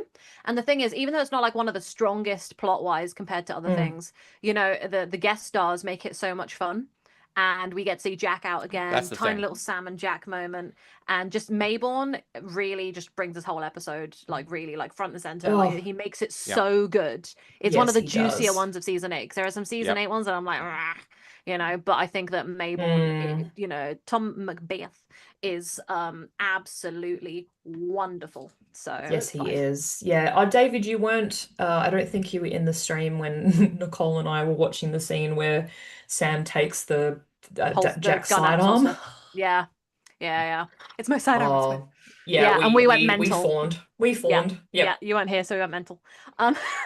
So we've got 5, 6, and 6 from you guys, from all of us. Yes. Okay, so with the chat, we have Raj with my rating for He's Good to Be King. It's a 5 out of 7. Very good episode. First introduction of the time jumper. I'm surprised Sam did not try using a Mark 1 or 2 Nacra generator to power it. Yeah, that's usually the go-to. Gecko Effect gives us a 7 out of 7. Always a good one to rewatch. Love the story, love the acting and humor, and it's Mayborn. Yes, it is. Anthony, this one is a 5 for me. And then I think they're educating Paul on how we rate things. So Paul, get your rating sorted. No halvesies. Dan Ben, 5 out of 7. Why is my? Have you seen my computer doing that? It's not Yep, plugged it's in. doing It's my computer's not plugged in. Don't know what's going on. Now my camera's just messing up. It's a thing. Yeah, it's just my computer now. Sorry. So Anthony gave it a 5. Dan Ben gave it a 5. Jerome Labana gave it a 5 out of 7. It was Jerome that's being educated.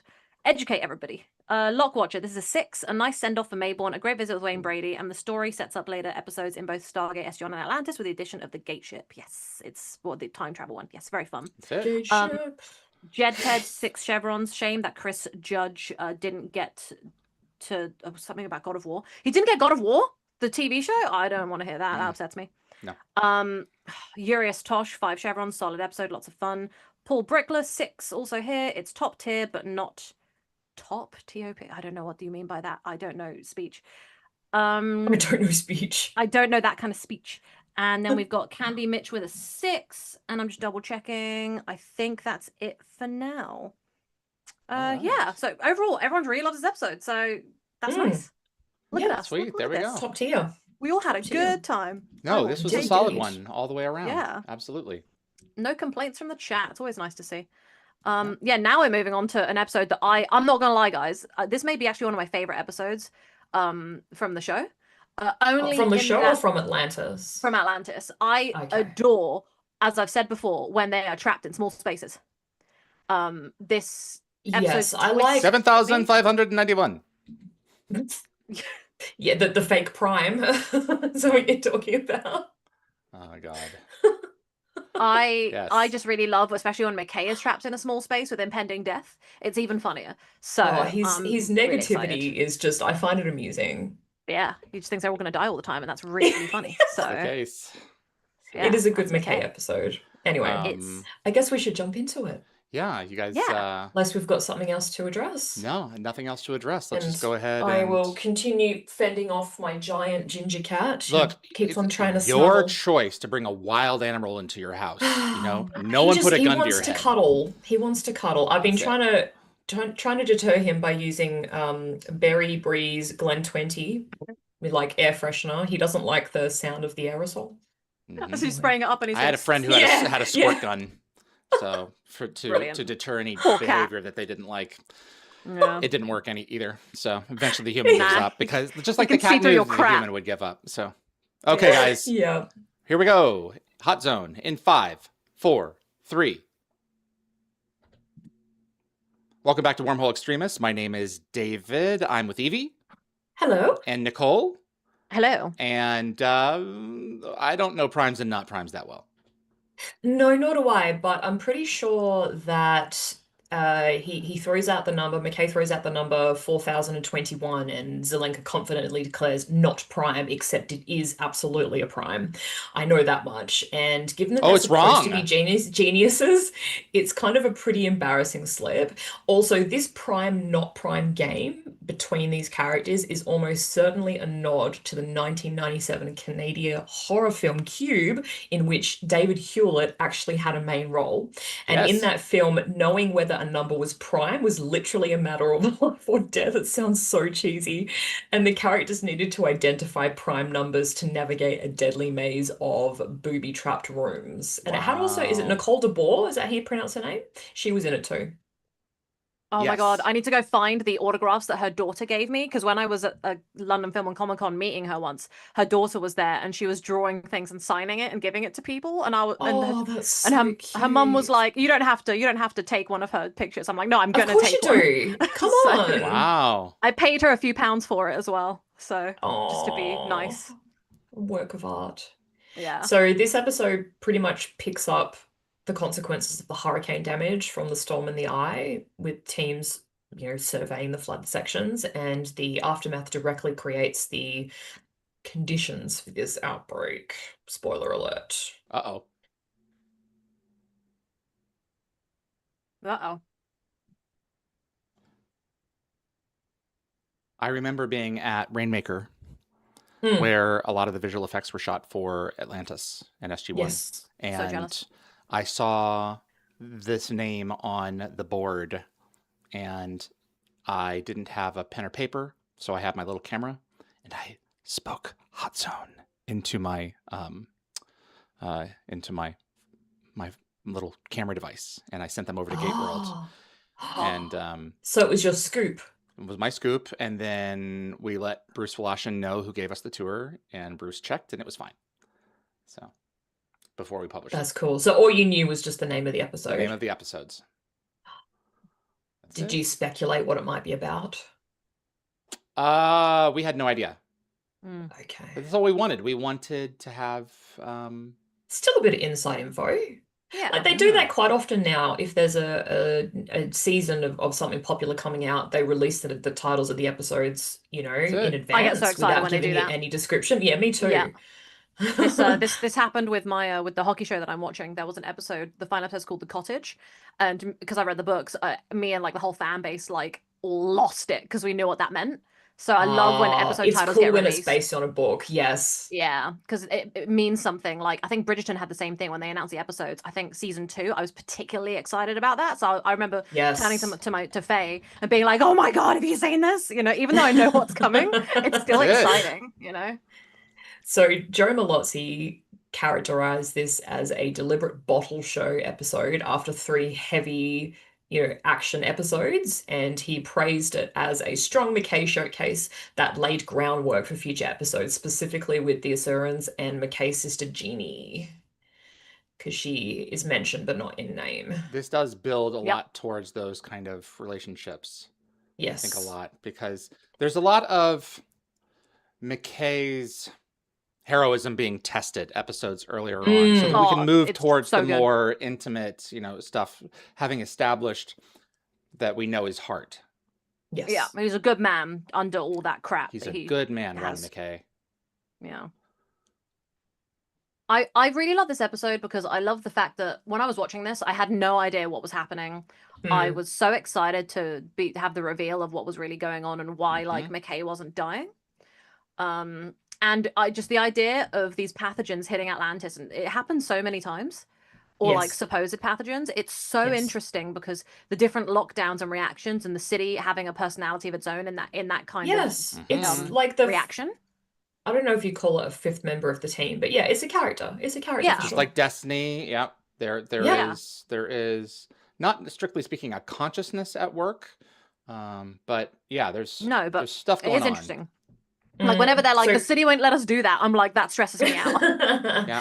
So that's Damon Johnson plays Peterson. This is his only Stargate appearance, and he actually just recently appeared in the award-winning film Eternity alongside Elizabeth Olsen. I haven't seen that yet. I'm excited to see it. I didn't know he was in that. That's cool. Yeah, he's in it. Yeah, I don't know how major his character is, but he's in the film. Still cool. I think he's one of at least the top 10 Bill's actors, so he must be in more than one scene. He might be one of the angels. He might be. I'm not sure. I can't remember his character name. So no, you don't need self-regulated, mate. Yeah, we haven't seen Grogan in a while. That's his name. I love him. Grogan. Yeah. What I love is that the whole time we don't know that what's going on, like the city's going to do this. It's such a fun twist when it does it, because the flooded section, obviously, the systems aren't working properly over there. So it's like, exactly. Everything's up for grabs in terms of story. Yeah. Yeah. There's too much interference. You haven't been practicing, John. This is a pretty awesome fight sequence. Oh, yeah. He's going to beat her up in Conversion next year. So it's just a callback to this. The awkward kiss that I can't deal with I'm not looking forward to that. It gives me the ick. Oh, I think I watched that episode just recently. Yes, it is a bit icky. Yeah. Oh, man. So Shepard complaining that Taylor is beating him and says that he would have shot her if it was a real fight. It's possibly a callback to Raiders of the Lost Ark. I was going to say because there's that infamous scene with Indiana Jones and Yep. yeah, it kind of has that same sort of energy. He was supposed to have that, and I forget the reason they couldn't get to it or they didn't have time, so he just pulled out the gun and shot him. Brilliant. And it was just Harrison Ford was sick. Was that what it was? Yes, he was quite ill. I think he had like the stomach flu or something. It went through the entire shoot except for Spielberg, who was eating kosher. Amazing. But Really? everyone ate local, and they all got poisoned by the water. Eating, yeah, you got to be so careful eating. My somewhere. IBS could not handle That's a that. bit different. You would not have made it. Yeah. I would have died of dysentery. Oh dear. I got a little chuckle out of David. I'll take that as a win. If I can get David to somewhat laugh at me, then I've I laugh at you a fair bit. I laugh with you. Not always less. to her face. No, I'm just joking. Yeah, you laugh at me less, more than you laugh with me.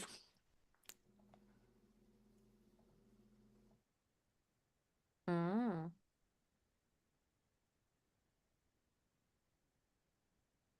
McKay's being really calm in this situation. I'm very impressed.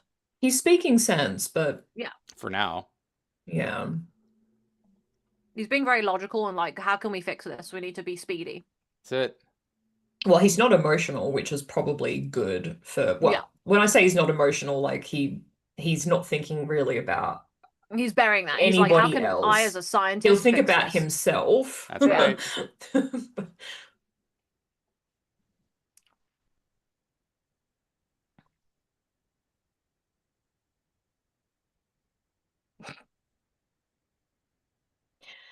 So I think the production team would have had a bit of fun. I'm assuming they broke the glass that these guys walk onto in this lab. There's a lot of broken glass on the floor, and you can hear it crunching under their feet. Or did they use that weird? I've seen in like a few, behind the scenes, production videos where they use something that's not quite glass. Candy glass. Yes. Yeah. In some cases.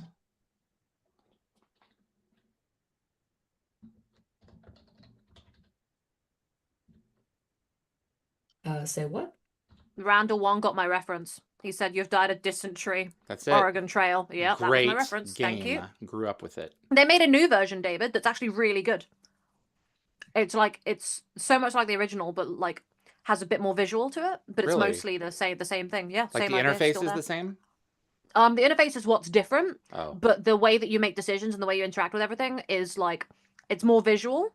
Okay. But the journey is more or less the same. Okay. So long as that's the case. I know Definitely the recommend optimized way to complete it. I would like to know that, please. It kind of spoils it, but yeah, we can talk. Guys, someone drank my coffee. Did you drink all your coffee? Was it the cat? Yes. No, he's lying low after I threatened him with Glen 20. Of course he is. So, I've got to complain here about Shepard. His attitude of being locked in a space. Bit of a D this episode. Yeah. Like, listen to, like, she's in command here. Shut up. Behave. Yeah. It felt like, Dr. Weir, I feel like, is undermined so much in this show. And, like, we already had Kavanaugh, like, being the worst in 38 minutes. So to have Shepard turn around and disrespect her like that, like, how is anybody supposed to take her seriously and, listen to her authority when the next in command, the military guy, is behaving the way he is? Okay, that's a really fair point. Well, I think even Joe Malozzi identified, that whole dispute as like the episode's central focus because it's very cool. Shepard's characterization as a rebel with authority problems, but and also he and Taylor moving about Atlantis also caused the virus to spread into the mess hall. Yep. Anyway, I've got some more notes on. I'll bring it up later when it gets to it. Yeah. Oh boy. Uh-oh. We are going mad. It's a great McKay idea. Calls her Dermaze at one point, and then he reverts back to calling her Demay. So I don't know if that was it's kind of like a shot at different times of the day, I suspect. Possibly, yeah. They haven't figured it out yet. It's like when I remember. So this, I hate Mhm. So Peterson knows that he's infected at this point. He's Oh, he's the experienced his worst. first vision, Yeah. and instead of staying put, he runs towards or tries to run towards the most populated sections of the city. Yeah. I find it so infuriating. Yeah, Like, you'd it's very think that he's self-centered. intelligent. No. You know, he should understand that he's potentially He's a risking coward. It's not every life in intelligence. Atlantis. It's not intelligence. Your animal brain takes over. He's trying to physically He run just- away from a mental problem. And I don't think I was the only one who was frustrated by this. A lot of fans online yeah. were saying pretty much the same thing. Like, if you're terrified of being infected, like, running towards the mess hall is, like, illogical. That's it. But, like, it's meant to be, I guess, commentary on how fear overrides reason. Yep. Yeah. That's it. Also, he's just been just generally selfish. Yes. Yeah. It's amazing when it's a life and death situation how you revert to caring about yourself and your own family more than utter strangers. It's very, very inconsiderate. Mm-hmm. David, just a thing off earlier, Jedhead's mentioned that there's a version of the Oregon Trail called the Orion Trail in Really? space. Interesting. I want to try that. That sounds fun. Wow. It starts with an O and ends with an N. Yeah.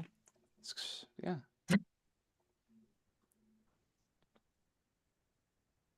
You don't care. That's also No, a lie. she's lying.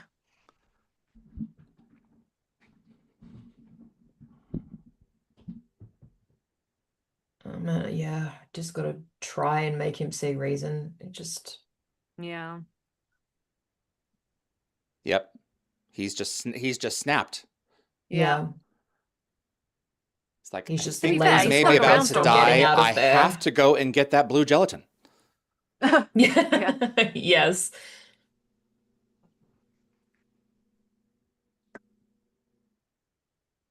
So I think at a 2008 convention, David Nicol shared his memories of filming this episode.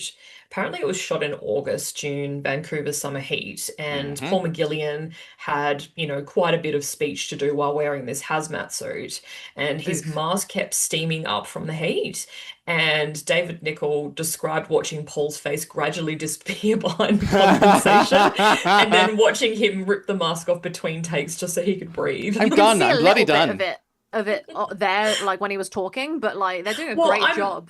I was kind of wondering if maybe that's why Shepard and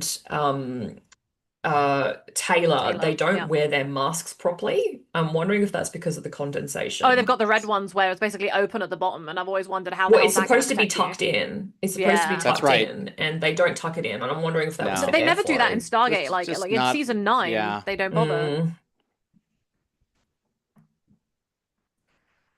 Oh, Shepard. Just, Okay, so this, I think, I wasn't able to verify it. I didn't have time, but I think this is the first episode where Shepard actually calls her Elizabeth rather than Dr. Weir. Ooh, And I Really? think it makes it even more icky. the disrespect. Yeah, given the tension, between them throughout this episode, I think it's a very interesting moment for that shift to happen. And he does it a couple of times. He calls her Elizabeth, and I'm like, it doesn't sit well with me. And Bates agrees to override his order. He does. Yeah. Yeah. They're not See, often on the same page together. Yeah, Bates is like following It his just chain of really, command. it just really proves that even though she's, in charge in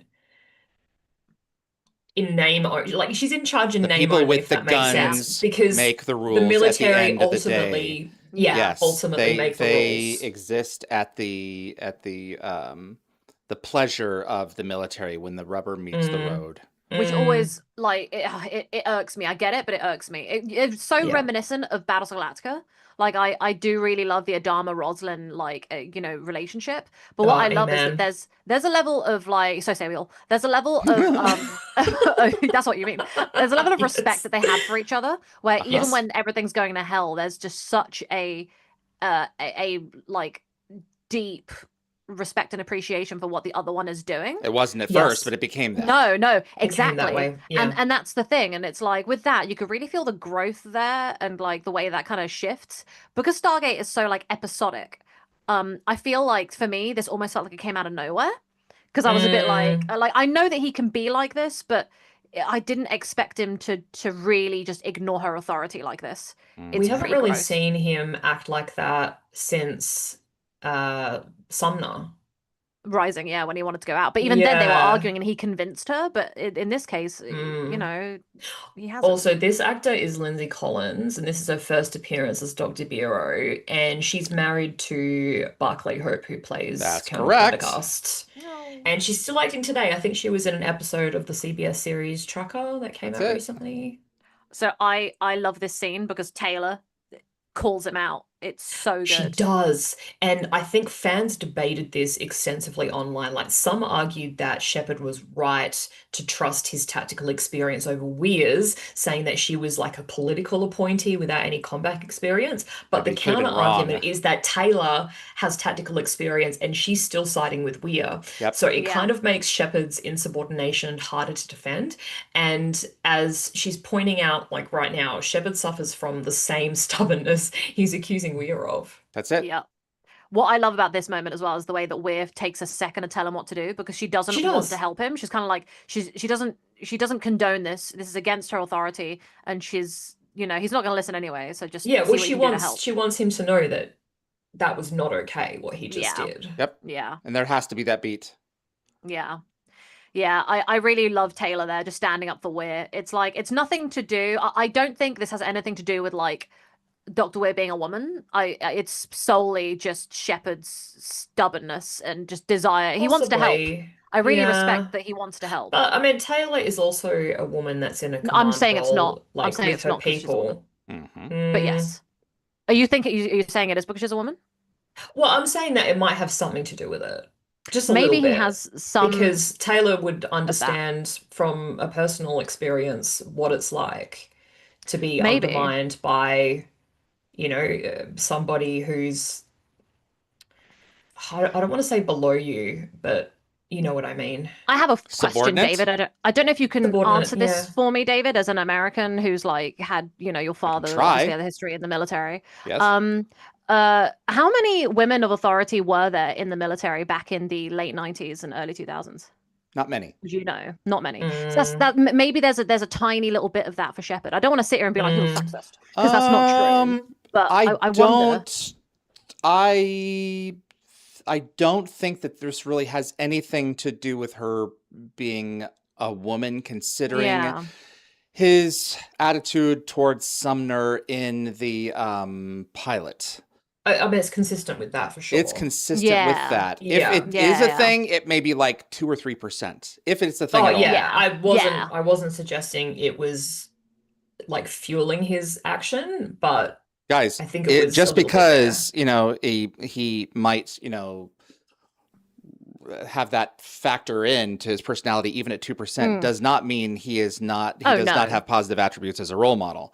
No, It not at means all. that he's human. Yeah. So Yeah, Yes. yeah, 100%. for But, sure. It's just an interesting analysis for me that For sure. Dr. Weir is repeatedly being treated this way. But I don't think it's because she's a woman, but I do find it very interesting. I think the way that- for some of them it's because she's a woman. I think for Kavanaugh it's Yeah, because she's a not, woman. Not for Shepard. But- but not for for Shepard. Sure. Yeah. So, yeah. I do think it's really nice though that Taylor, as another woman who is, I think as Yvie was saying, is in a position of authority, is understanding how like Weir's feeling at the moment. So hey, time to get your ass whooped. Ooh. Ugh.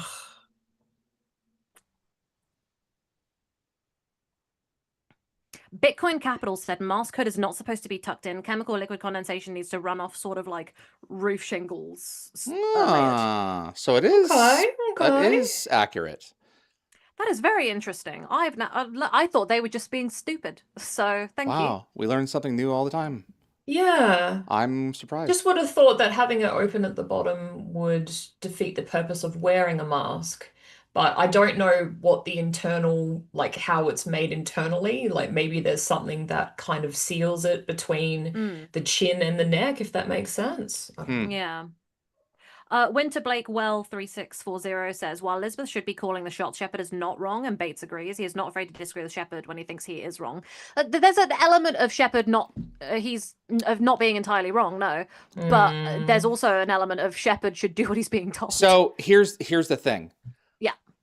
The issue with the military has always been, do you blindly follow orders, or do Yeah. you sometimes use your head. Which Stargate Because does all the time. in some situations, it's the difference between the rule of a law and the spirit of a law. What is the ultimate goal here? What's going on? So if a horrible catastrophe takes place, I was just following orders is not going to cut it in hindsight. Yes. Yeah, that's the thing. Stargate does it all the time where they like people like buck authority. What I will say about this episode in particular is that I really do enjoy the push and pull of this, because if it was SG-1, there's so many times where General Hammond just lets them get away with stuff constantly, where they should have been like 100% court-martialed. While in Atlantis, because you've got a civilian in charge, you know, Shepard's the leading military authority, there's no like court-martialing happening here. It's two people butting heads trying to make it work.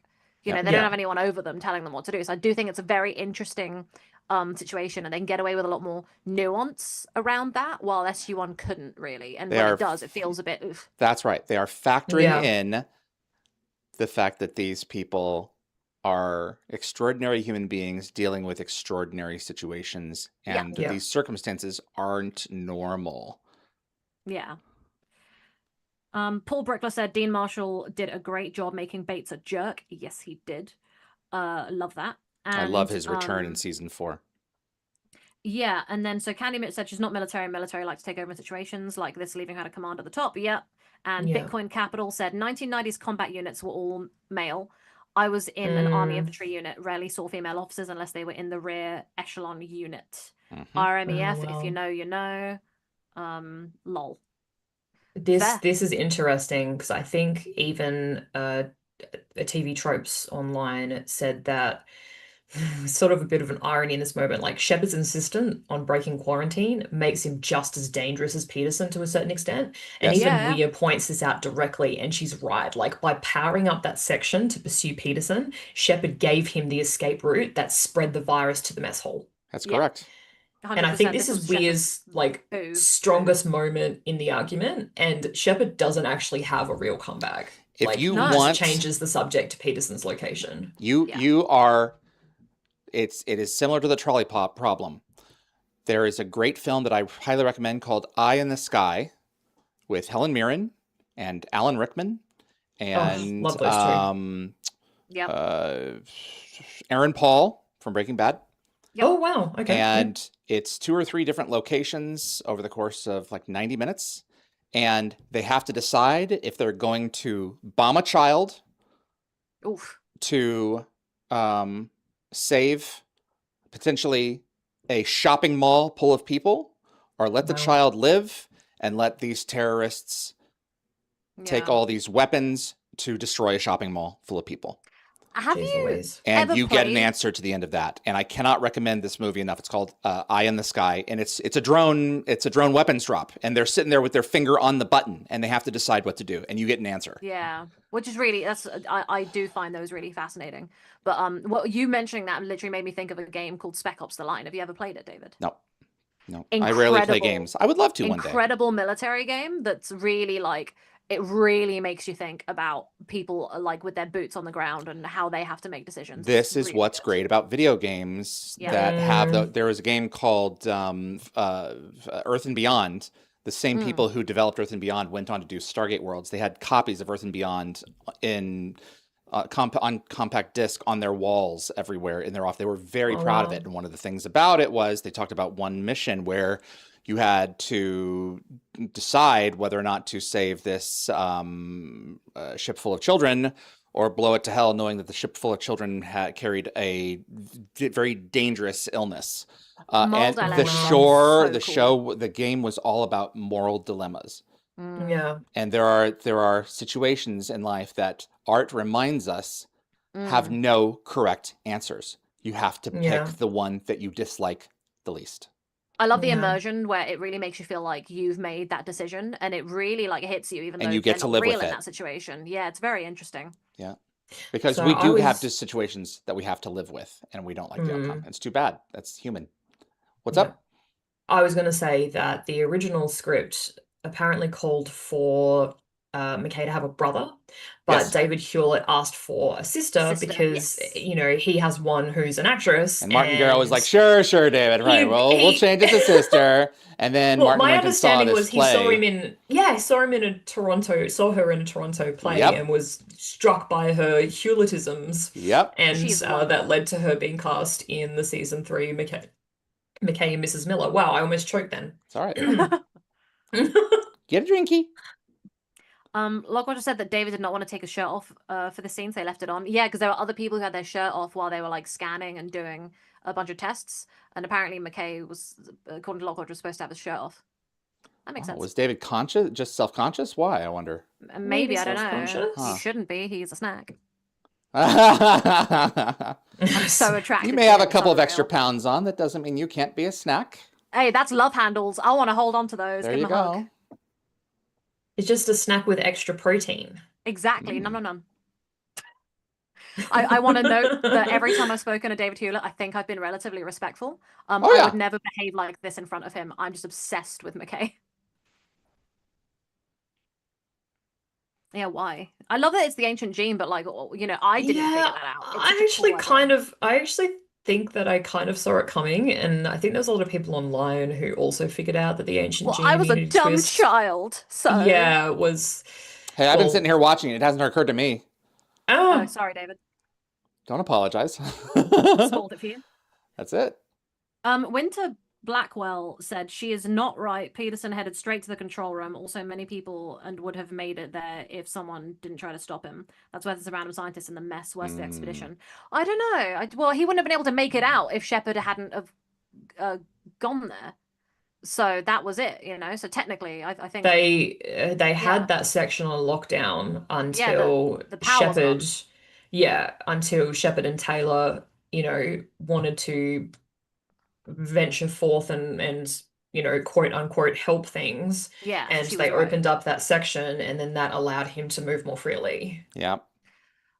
What I do love is the fact the city is quote unquote really smart, you know, with the fact that it's letting Shepard There is and an Taylor AI move at through work it. on some level. Yeah, Yes. and I think that that's what makes the city so cool and terrifying, because the amount of times it unintentionally turns against them because it doesn't understand what's going on, because it doesn't have that information. If the series were made today, it would have a personality that we could talk to. Yeah, I don't know if I'd like Yes. that. I like the city doesn't speak. I like the city does what it does. The way it is. Just like I've seen Destiny the whole- doesn't speak, but it conveys its intentions, shall we say. Yeah. Mhm. You're Like, gonna I've already- wig out and you're committing this mission. Okay, I'm going to stop dead in space until you figure out your crap, and then So there- we'll See, continue. Yes. You don't. Oh my god. Sorry, Evie, go, and then I'll explain. Oh, I was just going to say you don't need to have any speaking lines to be an important character. That's right. Yeah. So there's an episode of Farscape like that where the ship Moya, because she has a personality, she sits there and she goes, no, screw you guys, you know, like, because they were mad at her that she couldn't jump into hyperspace. Didn't she do that when she was pregnant? Because she was pregnant, she couldn't do and it. they didn't and then know that yet, did they? No, they knew at the time. They were annoyed that she was going slow because of it, and then they were arguing, and she was like, "Screw you, I'm gonna jump anyway." So then she jumped, but because she was pregnant, it caused a tear between 3 dimensions. So she was stuck in like an interdimensional thing, and then that was a really cool episode. But like, wow, cool. yeah, Vaguely remember that. It's a very cool idea, but I'm kind of glad the city doesn't have that, because it would have been a bit too much for me. But Was Talon a preemie? Is that why he was so small, or was it because he was young? no, Talon I think was relatively on time. I think it was simply that the peacekeepers. Okay. I think they modified him and I think potentially sped up the process. Okay. Which is why when they killed Talon, I mean, I wasn't spoilers even to this point in the show. I'm not that crazy about it, but even I am like, man, that's sad. Yeah, I will never get over that. That made me cry. Yeah. So McKay just described nanotechnology as operating on the scale of billionths of a millimeter. Wow. And I think the proper definition is billionths of a meter or millionths of a millimeter. I'm not scientific, going beyond but allegedly, subatomic. but he could have just been simplifying it for a non-scientific audience, or it could be a script error. So Winter Blackwell said that. Sorry, Evie, go. No, that's okay. Winter Blackwell just said that he would have made it to the mess hall because even Rodney said the corridor led straight to the control room. Also, sorry, the control room.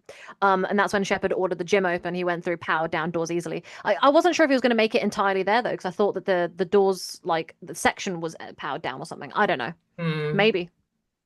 So I think the mystery of who created the nanovirus pretty much remains unsolved in this episode. I think McKay rules out the Wraith, but can't identify the actual creators. And I think, like I said before, several viewers reckon they figured out the Ancient Dean immunity twist before the characters did. I'm pretty sure that I did when I first watched it.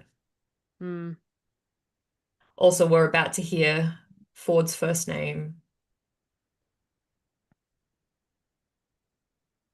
I think Rainbow chose it himself because it's the name of one of Joe Flanagan's sons, Aiden. Which is quite cute.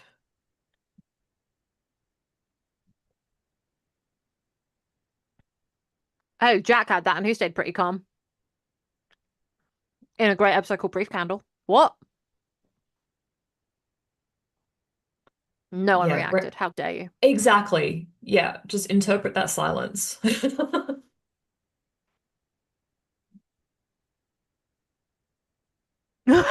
love when there are warning signs. It's always so funny. This is the second time they've done that. They did it in the Ark and not the Ark, the Eye and the Storm, with the big sign saying like very dangerous, do not touch. That's right. Yeah. So good. And it's just advice at this point. It's not like what is it that Christopher Judge said once? A hard and fast rule. He said it on the Sci-Fi Channel and talking about Richard Anderson and the script. They said to Rick, the script was like the expiration date on milk. It's just a suggestion. Just a suggestion. And his 2-finger rule. Interview. Like his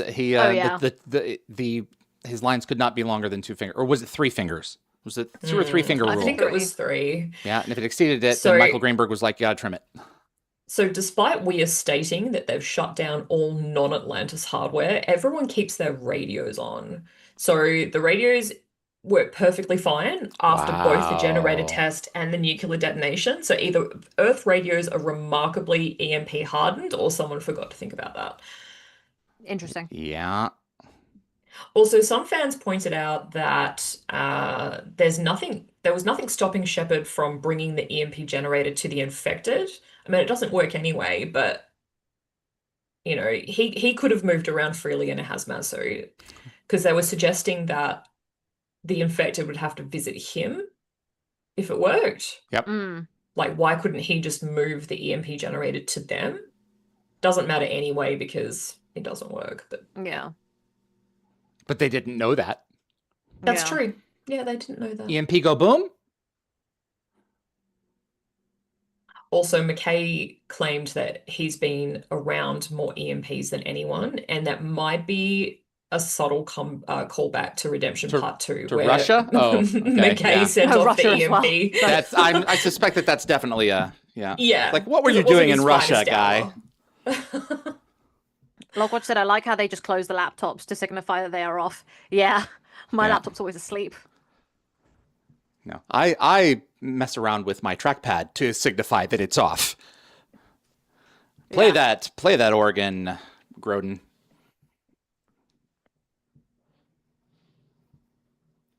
Starts playing like Phantom of the Opera. Oh yeah.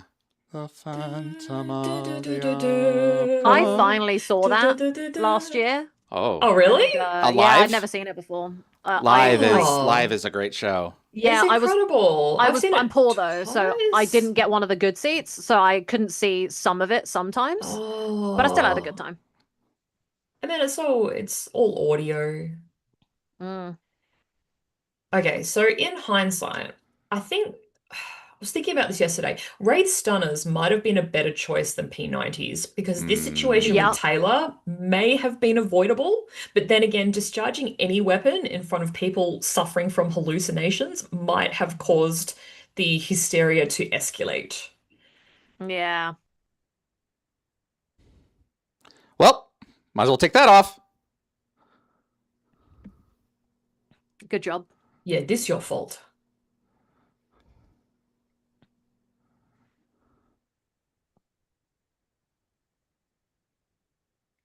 So, okay, Winter Blackwell is honestly like fighting for his life in the chat, and I really respect it. Why? No, like as in just there's so many great comments and so much conversation I'm happening like, around. did he get it. It's really infected? So they've said, I think the radio is connected to the city's comm system. In season 5, when Michael shuts down power, they lose communication and go for the actual radios. Also, why do they lose communication in quarantine? Yeah. Or also that'd be why. Very interesting. Possibly. Yeah. Because didn't remember plot that. reasons. Yeah. But Yeah, it's cool that you remembered that detail and like you're making it make sense.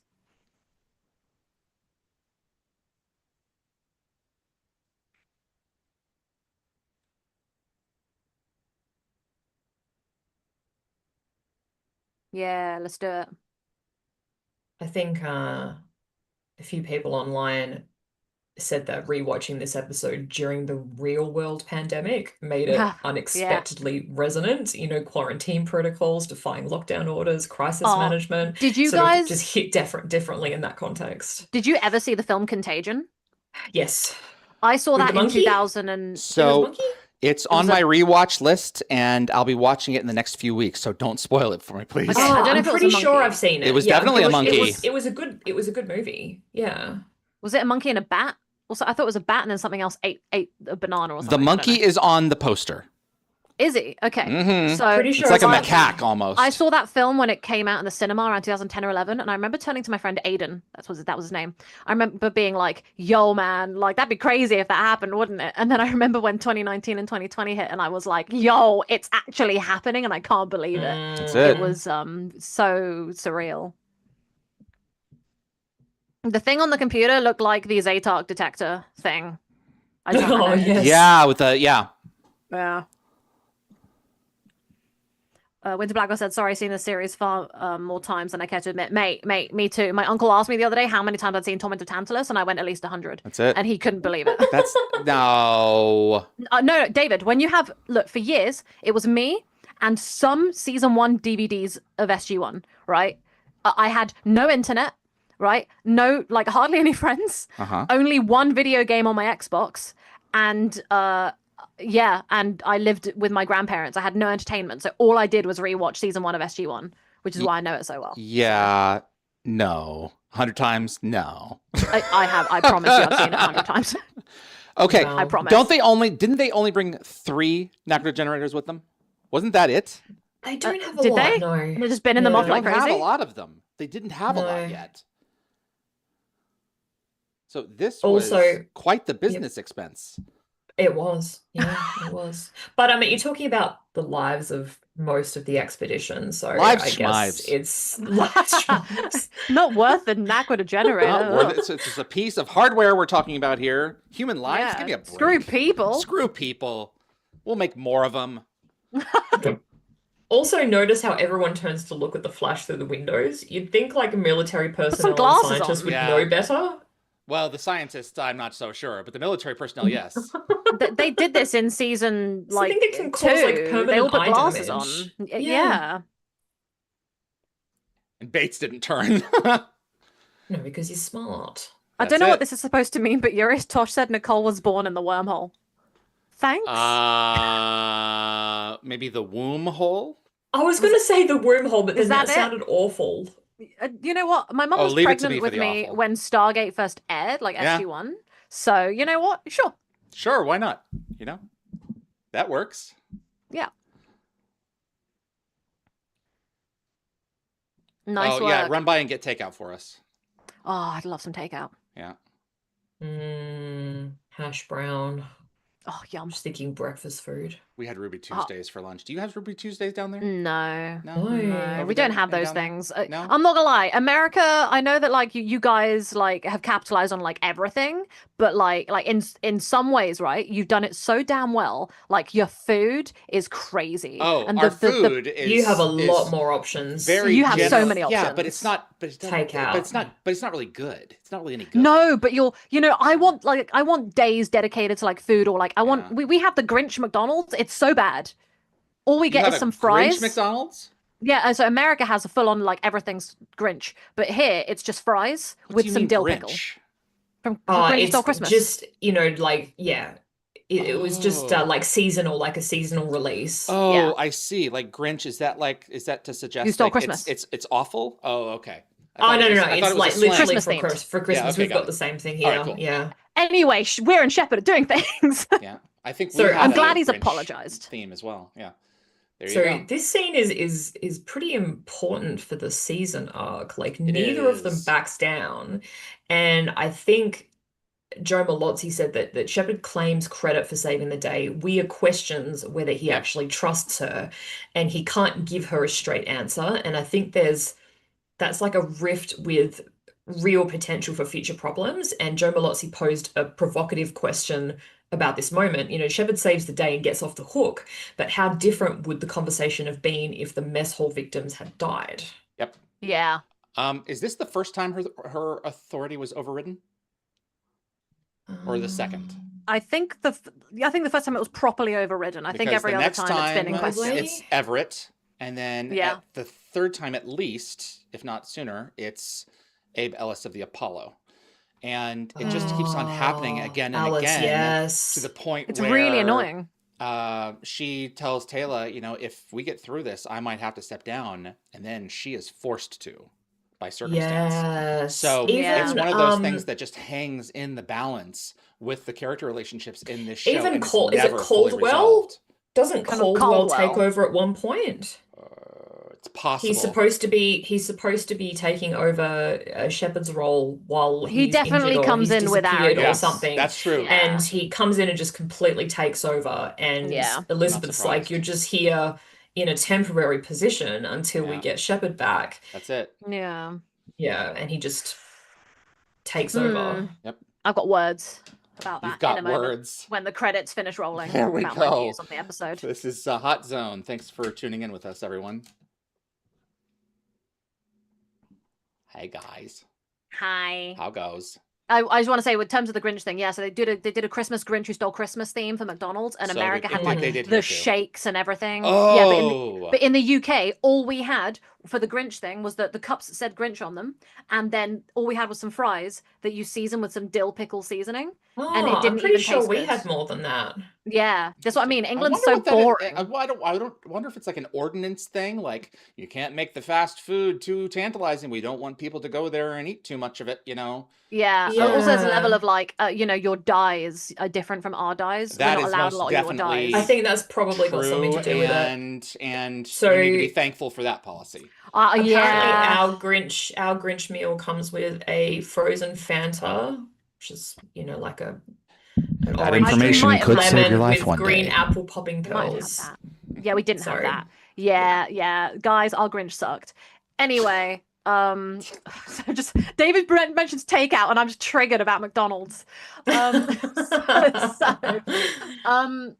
So this episode's really interesting, but I do like the fact that at the end there we highlighted the amount of times that Dr. Weir is let down by, like, not the series, but like the people around her and the authority she's supposed to have. They hired her Mhm. for a reason, to be a more impartial voice who's able to kind of speak for everyone with more of a human kind of point of view, and with every country in mind, instead of just Yeah. an America first military point of view, To with be the Air Force being in fair, charge. I mean, devil's advocate for a second. Go ahead, yeah, please. If she, if she, how do I want to say this? If she truly had the authority, it wouldn't matter. But the thing is, Yeah. she doesn't, Mm. because So that's- at the end yeah. of the day, in theory, the military does serve at the pleasure of the government. Yes. But when the government can't get its shit together and Yeah. figure itself out, the military steps in and the military Mm. makes the decision again Yeah. and again and again. You're seeing it happen right now in Venezuela. I at was this I didn't want to very bring it up moment. today. Oh, because No, I didn't know, it's- but it's Yeah, it's it's happening. dicey. It's It's happening topical. right now. Yeah. Mm. Whether you It- like yeah. Maduro, whether you hate Maduro, whether you have What I Venezuelan will- friends, you've been watching these Venezuelans wake up My and find that mother- this guy is gone. My mother grew Um, up in Venezuela. yeah. She was raised there, Oh, so did she? yeah, she Oh. And growing she's not up, she'd there always, anymore, I've noticed. No. I think she moved back simply because of family. It wasn't because she didn't want to be in Venezuela. She loved Okay. it. I think it was simply a family thing because most of our relatives were in Spain. Okay. But my mum has had a lot of beef with the Americans and military and the government as a result of her history in Venezuela. So this is not good for her. Very interesting though, because it's so interesting how it impacts different people in different ways. So, and that's all I'm going to say about that. But yeah, I'm assuming that she's not kosher with the mass executions and of the citizens and people having to eat dogs in the streets and things like that. It's a dicey situation. But having said that, it's not as simple as that. It's not. It's very nuanced. That's the thing. You can't just unplug an administration, legit or otherwise, and take this back to Dr. Weir and expect there to not be any consequences. You've got an idealized situation in this case with Atlantis where they can just install Sam after a few days. This is another galaxy that we're talking about here, and in reality, it would not be that smooth.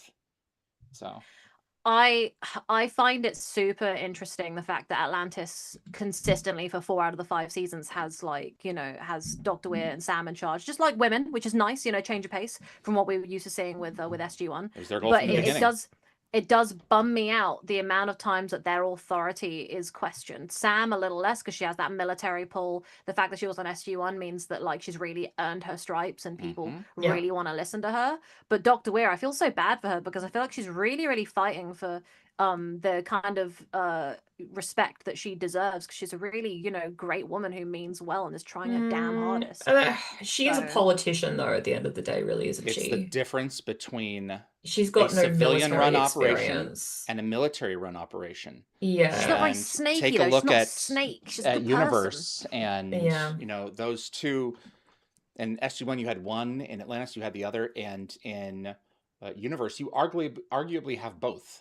And I think that's one of the great things about Universe, where everyone's like, well, the characters don't like each other. Like, okay, put yourself in this situation. You would hate everybody aboard that ship after a while. You would hate all of them. It's like Starbucks sitting there with Kat and playing cards. They're like, I know what hand you have. I recognize everything on the back of the cards now. They're so old. So at a certain point, even the poker games whatever they were games were dull. Yes, the card games. So it's just at a certain point, you can only go so far with the people that you're with, and human nature takes over. And the best sci-fi is not about the technology, it's about how it interfaces with us. And that's what's so amazing about this new show, Pluribus, that I cannot recommend enough, where it is the best kind of sci-fi. Second time you brought it up, you have an alien technology which interfaces with Earth and plugs us all into each other. And it is a warning for where we are all heading for with our technology, where we are all perfect and everything is happy and amazing, and we completely lose the nature of what we are. It's really where scary. We're going. It's really scary how much TV, especially when we're watching Stargate. The scariest thing at the moment is in the last few years, we've seen a lot of stuff happening in the real world that Stargate is very much kind of talking about. And it's like this cycle of we're always doomed to repeat ourselves. That's what good sci-fi does. Yeah. I know. It stays perpetually relevant. I just want to say, just as my ending point before I give this a rating, is just that I hope that everyone involved in anything in the world right now, especially with what's going on with Venezuela, that I hope that everyone, the people come out okay. Please stay safe, everybody. Please, that things don't go. I don't fully understand the situation because I'm not that deep in that area of the world of politics, but I hope that people, I know my mum had people she really loved and cared about there. I hope that everyone is going to be okay and that things will turn out all right. But what do I know? But just, prayers. Thoughts and prayers with everybody. I'm not thrilled with anything. I'm thrilled that the volume of drugs coming into my nation will be reduced, because we lose every year considerably more than the men we lost in Vietnam every year to that effing drug. And I'm just so thankful for that alone. But that doesn't mean that we are void of consequences for our actions. No. This is a very dicey situation. What's your rating, Nicole? My rating for this episode, I'm going to give it a 6. I think it's a super interesting one. I've always really, really liked it. I think that the Shepard and Weir conflict is so interesting and so, it's such a an interesting conflict that comes up in so many things that I love and Yeah. echo real world problems so interestingly. Hmm. I think that it's just, you know, I hate seeing Shepard do that to Weir, but it adds a layer of tension to their dynamic that I find very tasty. It's as an Layer of audience member, complexity. yeah, I gobble it Yeah. up. And I think I've pretty much said everything else pretty well as far as I can. Yes. So yeah, I'm going to give it a 6. Yvie? Someone else. Okay, I like this episode, but I don't like it as much as It's Good to Be King. I So think not that gonna be I a was 6. just no, it's not going to be a 6, but it's close. I think, Okay. yeah, as Nicole said, I think the conflict between, you know, the civilian and the military sides on Atlantis is interesting. I think. I don't know. I guess I just kind of felt like, you know, McKay's kind of been in like a similar sort of pickle before, you know, where he thinks he's in danger and he thinks his life is about to end, and then, you know, it It's a doesn't Tuesday in because of Atlantis. this, that, and the other. Yeah. I mean, let's be honest. So I felt like some of the elements of this episode were just a little bit recycled, but that said, there's like a level of comfort that I guess comes with that. I hate Peterson. The whole Peterson thing Yeah. frustrated You're me. really But then fixated I on him. can't see how else they could have done that in the plot, you know, because they I think it kind of makes sense. There's needed cowards everywhere. they needed the virus to get out of That's right. where it was Yeah. in Yeah, order they had to for escalate the Atlantis situation. to How are you pick going to up. do it?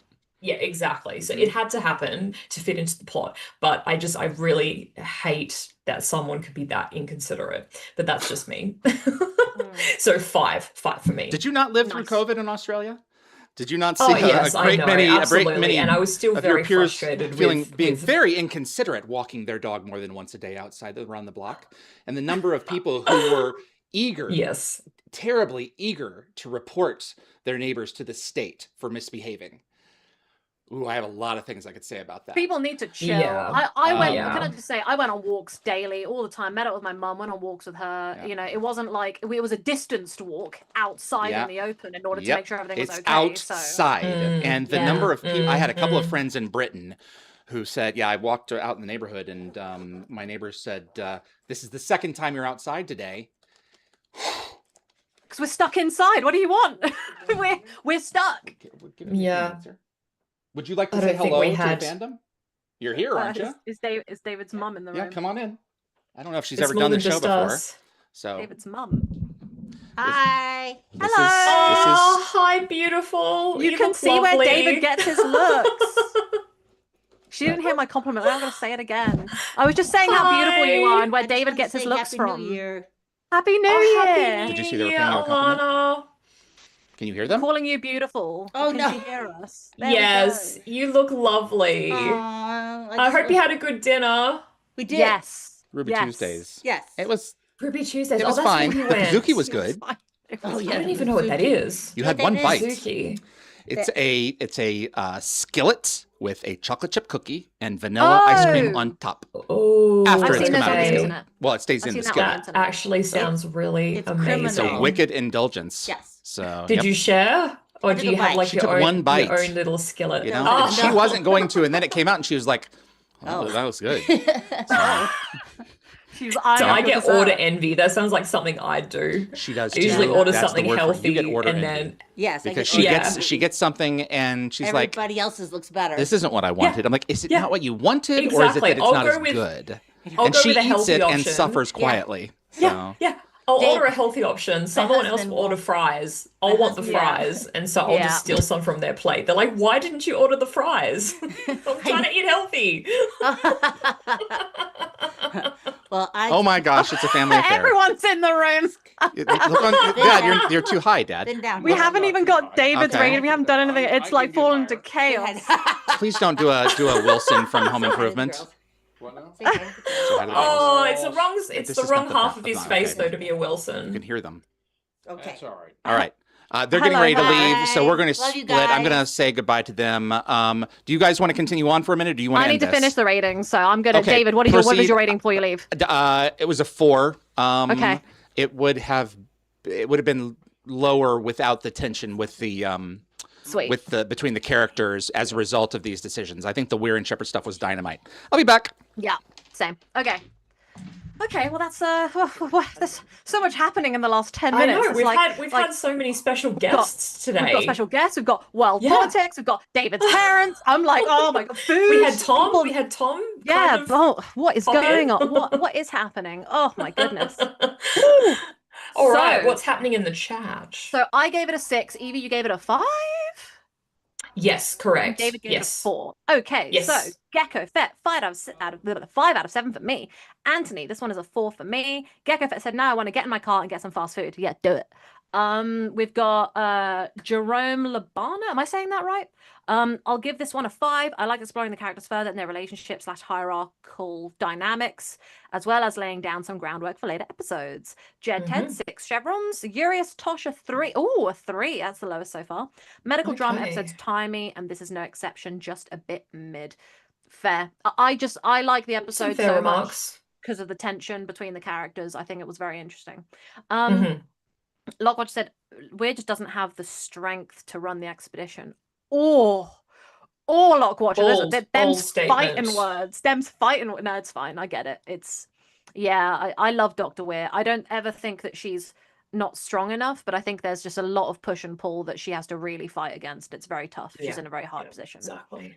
Lockwatcher then said, "This is a 6. This is a bottle show, but one of the great ones. Great story, lots of McKay and some angst between Weir and Shepard. Yes, it's very good." Mhm. Winter Blackwell said, "I think undermining Weir comes from the fact that she was never meant to lead an expedition in active war circumstances. It was meant to be peaceful exploration." So that's the thing. There's a balance of that, which is why we have the military there. Yes. But it is super dicey. It's why, again, I got to keep bringing it up. Battlestar Galactica's so good because you've got Adama and Rosalind, and they're both, in charge of 2 different aspects of their fleet. How do you deal with that? You're alone in the universe. It's so interesting. Candy Mitch said, back to food and then racing. Canada had one, but it was McDonald's over Christmas, so homemade meals won, and I have idea how they came. English. I don't know. Okay. Please re-say that for me. Was going to try the McDonald's but missed it. I give the show a 7. Yeah, well, for me it wasn't worth it. So I don't know about you. I think I get what you mean now. Anthony, Jacob voted a 3 for Hot Zone at the beginning of the chat as he couldn't be here. Thank you, Jacob. We missed you. And then Winter Blackwell said Shepard and Shepard and her comes from his personality too, but a lot of other military men comes from that. A lot of situations at war. And it wouldn't be a civilian who makes decisions. Yeah, and that's the thing. It's like there's a level of like, I don't want to say it's because she's a woman. I don't want to ever think these characters are remotely sexist, but I wonder how much under their, like, in their subconscious, or that they're like in their history of dealing with only men. I wonder how much of that comes out. But I'm never going to sit here and be like, these characters are sexist, because it's way more nuanced than that. And like David said, I would say it might be 3%. Like, I grew up and I listened to my mum's authority over my dad's. I tend to listen to women a lot. I listen to men too. I'm not going to say I'm sexist towards men. I don't think I am. Yeah. I just grew up in a different circumstance listening to women more. But I think when I listen to men still. Yeah, I was going to say, I think when it comes down to it, they weren't expecting, I guess stupidly so, but they weren't expecting to go to Atlantis and experience so much conflict, with the Wraith and all of that. They did think that they were just going to be peacefully exploring. So at the time, it would have made sense to put a politician, someone with some diplomatic skills in charge of the expedition. And, it just so happens that, they don't have a way of going back home at this point. They're kind of stuck with that chain of command. So it's maybe less about whether Elizabeth was the right person for the job, and she's just the person that's there at the moment. I don't know. And I don't dislike Elizabeth. Yeah. I think she does the best that she can with what she's been given. Yeah. And I did like the fact that she is a civilian who's in charge of this massive operation. But it does frustrate me when, characters like Shepard pull the military card. Yeah.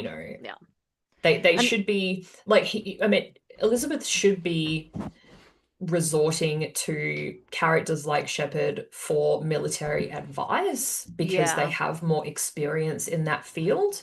but she should have the ultimate say, and her Yeah. opinion should be respected. And that's the thing. It's not that she's not the right person for the job. It's that she's the only person for the job. And who is the right person for the job? Like Oh, no right one now, is. they Yeah. exactly. So Weir has to like really find herself. So we're still going through the ratings, David. You just came back. So, when you say her opinion should be respected, do you mean that her orders should be executed? Yes. Okay. Yes, I guess. But then I guess that comes There's a down to a balance. previous argument about, or discussion about, where the line should be drawn between following orders and using, your common sense or your Yeah. head or whatever you like It's to tough. say. It's not. That's the thing. Yeah. Like following someone blind isn't always the right thing, but sometimes it's just what you got to do, and it's just so hard to figure that out. And Stargate always questions that, and is always But betraying I do authority, like so. that he didn't get away with it. Like Shepard didn't get Yeah. away with it. Yeah. He did do something cheeky. It did have real life consequences. He was just lucky that it didn't result in death, because it could have resulted in death. Mhm.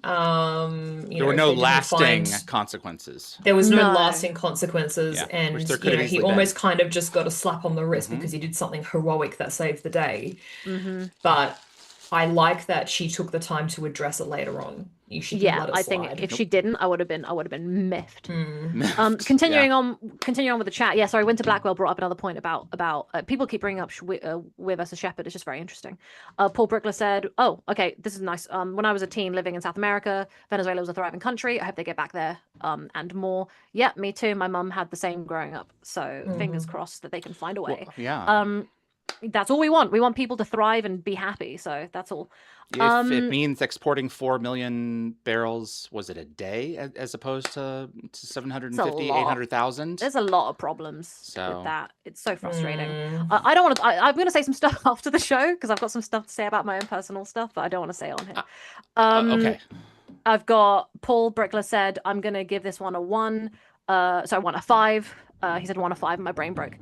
Decent to very good, but they didn't go anywhere. No, that's the It's. I wish there was more. Raj Luthor, my rating for zone is a 6 out of 7 chevrons. Another very good episode. If any were around, I would have used a Wraith Stunner to stop the scientist from escaping. Wish Taylor and Ford had more to do. Yeah, it's one of those God, where that's they the didn't do truth. much. Yeah, it's Yeah. constant with this show. You mean like most of the Yeah. series? Oh my God, did I say that out loud? Yeah. Oh. And then we've got Paul Brickler with agree with Nicole that there was good character tension between Weir and Shepard though. Build on that relationship later. Everyone started screaming "Hi, Mom" to Oh my God. David's mom, Oh. and then a bunch of hi. Yes. That's how far back we are, David. It took us a long time to get through. this. I said to my folks, I wonder how long they go on before they give up if I never came back. Yeah. And then we've got goodness. Dan Ben, I like the episode, but it's also a 4 out of 7 because I think you gave it a 4, David. And some people, Paul has been like a 4. I thought my 5 was low. Never give a rating because any of us give a rating. It's not what I want to hear. And then Lockwatcher said my rating for Atlantis are going to tend to be a bit higher due to it being one of my favorite in the series. Mechanic D said I would say 8 out of 10. We do it out of 7. Fix it, please. Yes, please. Thank you. Or yes, we'll just please. round it. Yeah, we'll find a way to figure out what it would be out of 7 chevrons. It's math. Conversion. Yeah, it's just math. Yeah. Winter Blackwell said 6 out of 7. And goodness, and then I think maybe they fixed it. Mechanic D then said 6 out of 7 later on, and I think there we we're go. finally done. People are explaining the baseline of 7, so huzzah. Okay. Oh. Hey guys, we appreciate you tuning in. Thanks for sticking with us for this extra long show because we started extra long late. I appreciate everyone for hanging on. This is 23 concurrent viewers, so thanks so much, everyone. Yeah, 24 at one point. absolutely. Thank We you so will And much, be- guys. I think we are back next week. Next We week we are have going Full Alert. to have And Sanctuary. and Sanctuary. Full alert! It's going to be an interesting episode with all the I all the like stuff full going on in the alerts. world at the That's moment. right. I It's a lot. know. Yeah. Oh, So dear. we may be off for a couple weeks in late January because the folks invited me to Mexico. So Oh. we will see. Mexico, yes. Mexico. See. Okay. Are we doing the 11th and the 18th still? Yes. Cool. I should be here for the 18th. I'm going to go out for the day, then I should be home by 8. So cool. Oh, did I say the 21st and the 31st? Did I say that? You may have. No, you just said the end of the month. Yeah. Okay, the that's what you 25th I said. will not be here. Cool. Okay. I'll be here for no, it'll be the 25th and the 1st that I'll be gone. Okay. Yeah. To Mexico? We're reporting out of Galveston, Texas. Oh, So, yeah. okay. But yes, Okay.